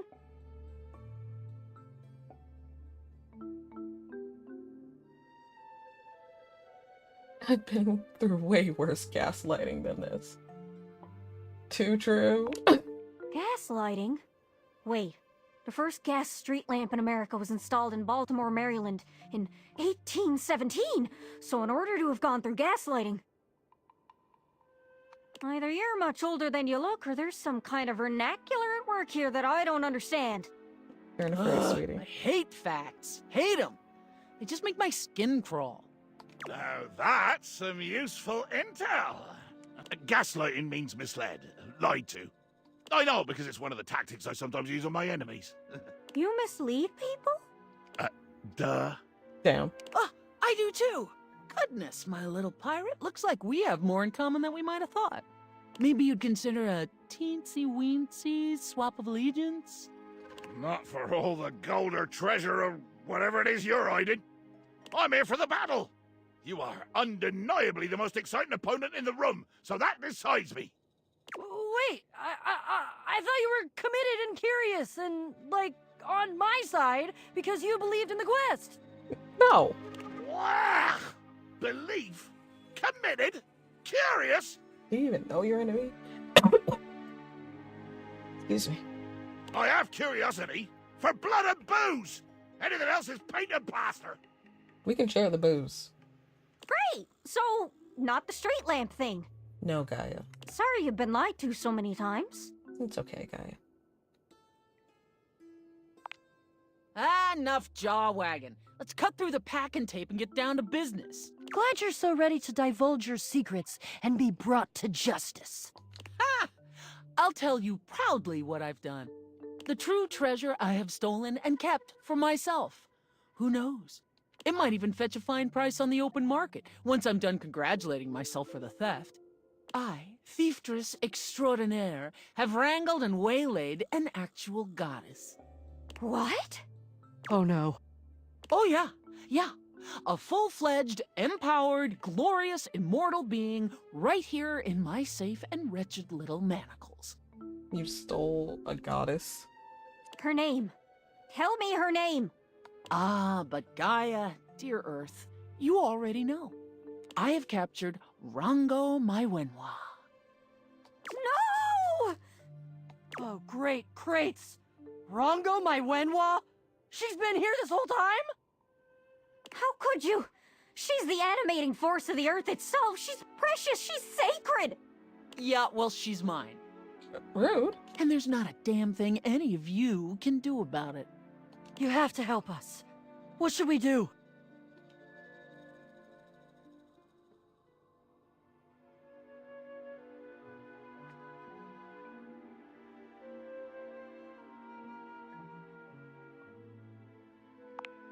Brilliant. Yes! Take this, you cursed coffer! Gaia begins to dance. A glorious dance of supreme athletic ability, all the while hurling the mundane, the inane, the factually accurate at Isolde like lead from a blunderbuss. Trivialize this creepy container! Isolde parries at first, taking some blows and deflecting most, but soon her endurance begins to flag. She becomes slower, more feral, stumbling and heaving her own punches into thin air as Gaia twirls a vortex of dirt and fact around her like a avenging halo. It's working. She's down. Finish her off. Gaia, breathless and flushed with victorious exertion, stops dancing and pins Isolde with a fiery glare. The Latin word for box is botchus.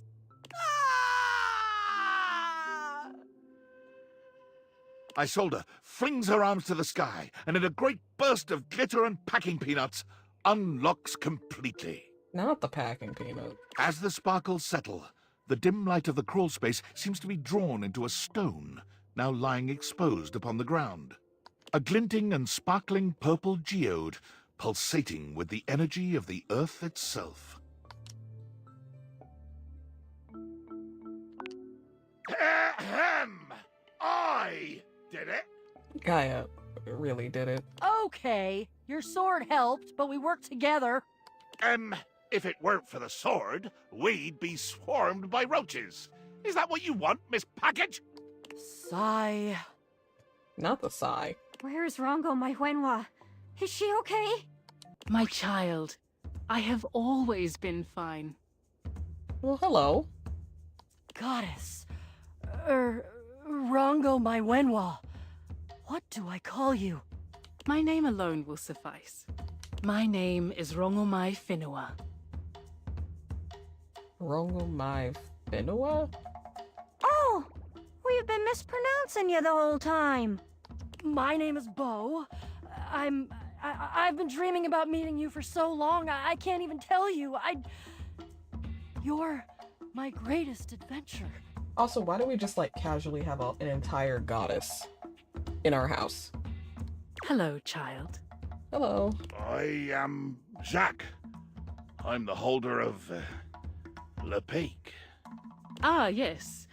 A bottle. Made of silicate. One of my other forms. Yeah, that too. And here I see a representation of my planetoid form. A beautiful gift. Are you gonna eat me? No, child. It is time I leave this contraption and seek out a new place to be beheld. Thank you all. Thank you for all that you have done. I shall return with gratitude to the world above and to the light. Though human, I must ask. Please pick me up and put me on a shelf. Even goddesses like myself have limits. Let the magic flourish again! So, on the Steam version, this is an achievement because this is the longest part of, like, quest of the game. This is, like, just the longest one. Let me save before we deal with that shit again.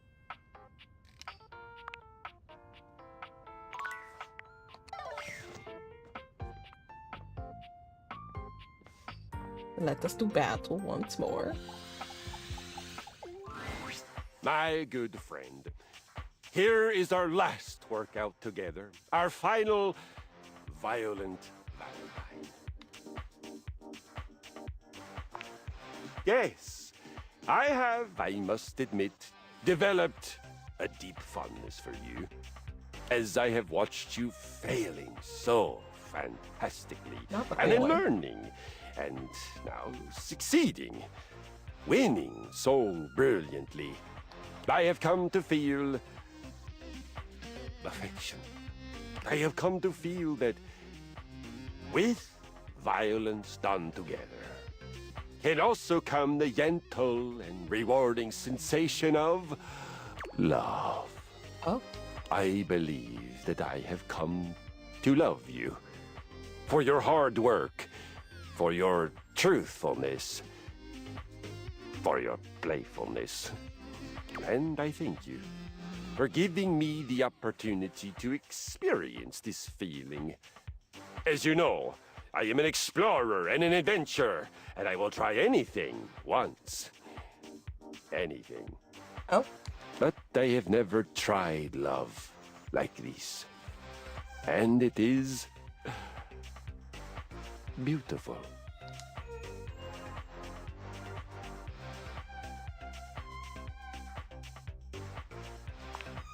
Good then. Yes, very good. But first things first, we must move the blood with your final workout. For this workout, we will do 30 minutes of whatever the heck we feel like, and then move on to the main course. Have you ever heard of the Viking's Vengeance? Never read that chapter in the Kama Sutra. Sorry. All in good time, you fine mug of mead. Fine mug of mead?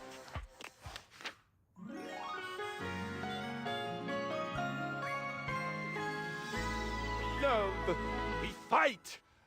We love again.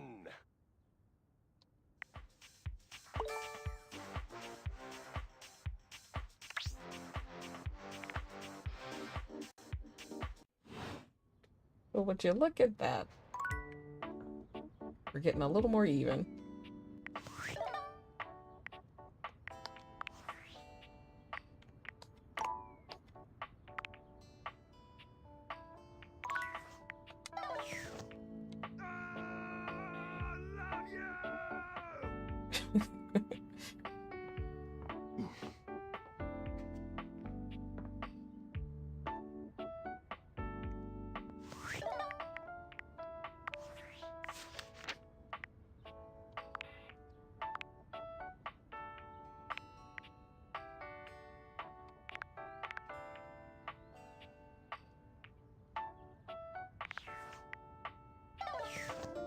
Oh. Lux, go away.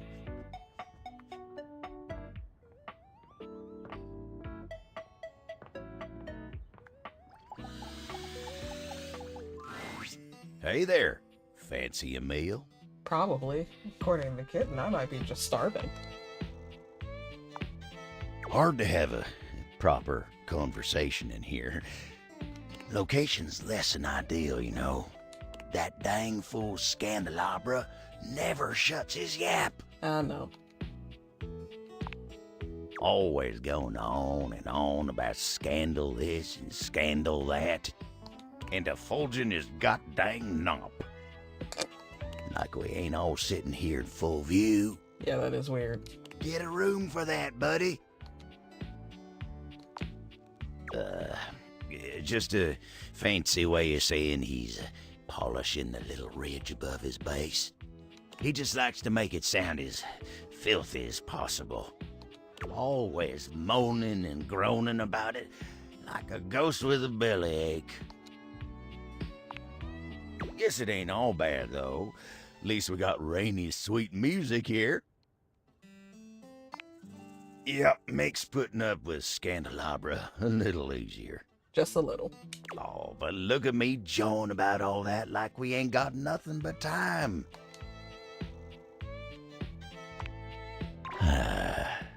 Let me get back to work.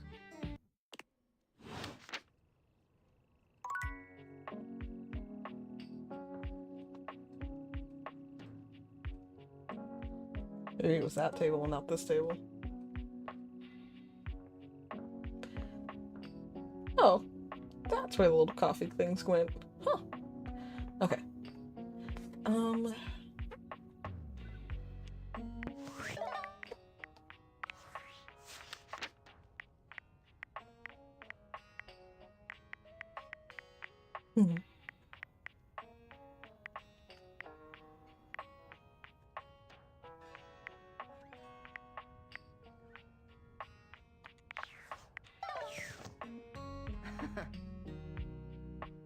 Calm down, Zuko. Wow! I've not felt quite this elevated since... My God! Since I can remember! What a jape! What a rip-roaring ramble through daring, danger, death, and great deeds! Have you seen? Have you noticed? Shield your eyes if you must. I'm mobile! Oh, Lord. A mass of cockroaches dressed as pirates and armed with cocktail swords materialize from seemingly nowhere, brandishing their weapons at you.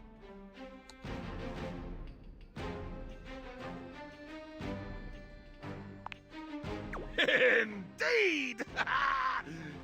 My new friends here are really quite amenable and exceedingly well disciplined.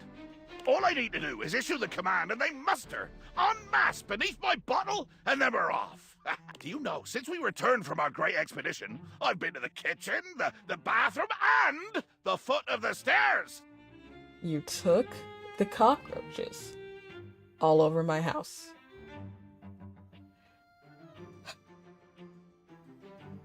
I'm unstoppable!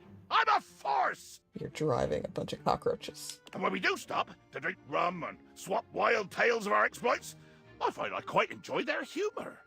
I believe that as a species, they may have gotten a somewhat undeservedly poor reputation.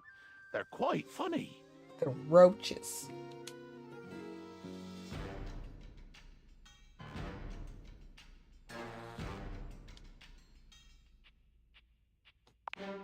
Oh, yes, quite. Quite true. But they're funny. And after all, couldn't the same things be said about me? But enough of this tomfoolery. What brings you back to the foot of the ocean's own overthrow?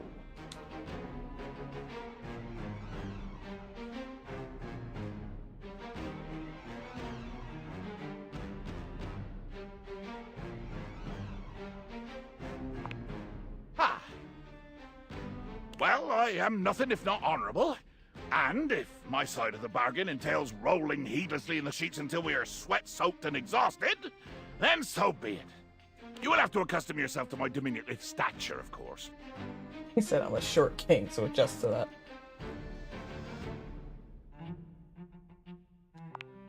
Well then. On we go! Breeches off, sword belt on! Ha ha!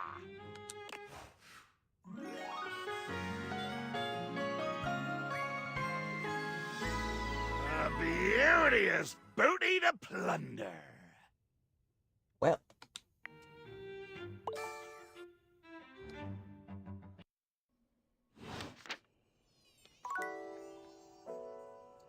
Harder! Awaken my tempest! Oh.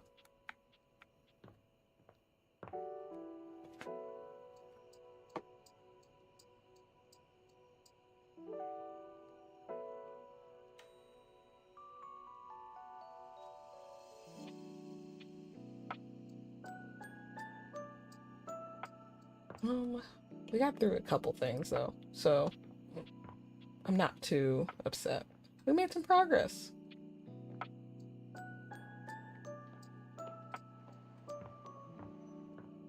I don't want to meet anyone new for the night because, you know.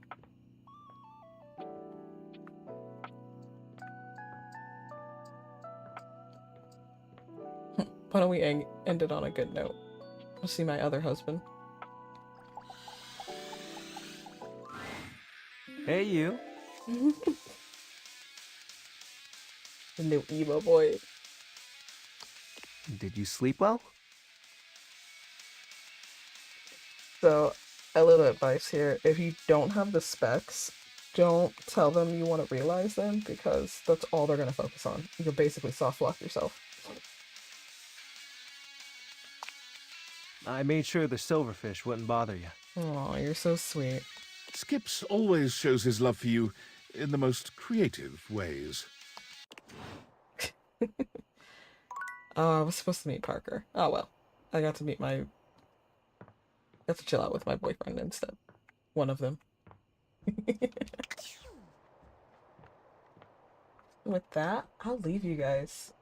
I'm glad we had an extra long stream, but I think it's time to wind down and just go to sleep. Kitten's already beat me to that. Because she is out cold. But yeah, I don't know when the next time I'm going to be streaming. I do hope it's soon though. We'll have to see. Like I said, I'm changing jobs, so that's like causing a lot of training, a lot of like shifting and all this other stuff. So we'll have to see. We're just going to have to work it out. But I hope you guys enjoyed the stream. I always enjoy a little bit of date everything. And I enjoy being surprised because, like I said, some of these people I have not interacted with. So these things are new when I'm like learning just right on stream too. So it's a little bit more blind instead of what I had many streams before where I knew exactly what to do or what to say or what not to say. So I hope it's a nice change of pace. I'm enjoying it. I'm enjoying being surprised. But yeah, I hope to see you guys next time. And hopefully we'll get to realizing soon and we'll get to have some fun with that. But until then, I'll see you guys later. Bye-bye.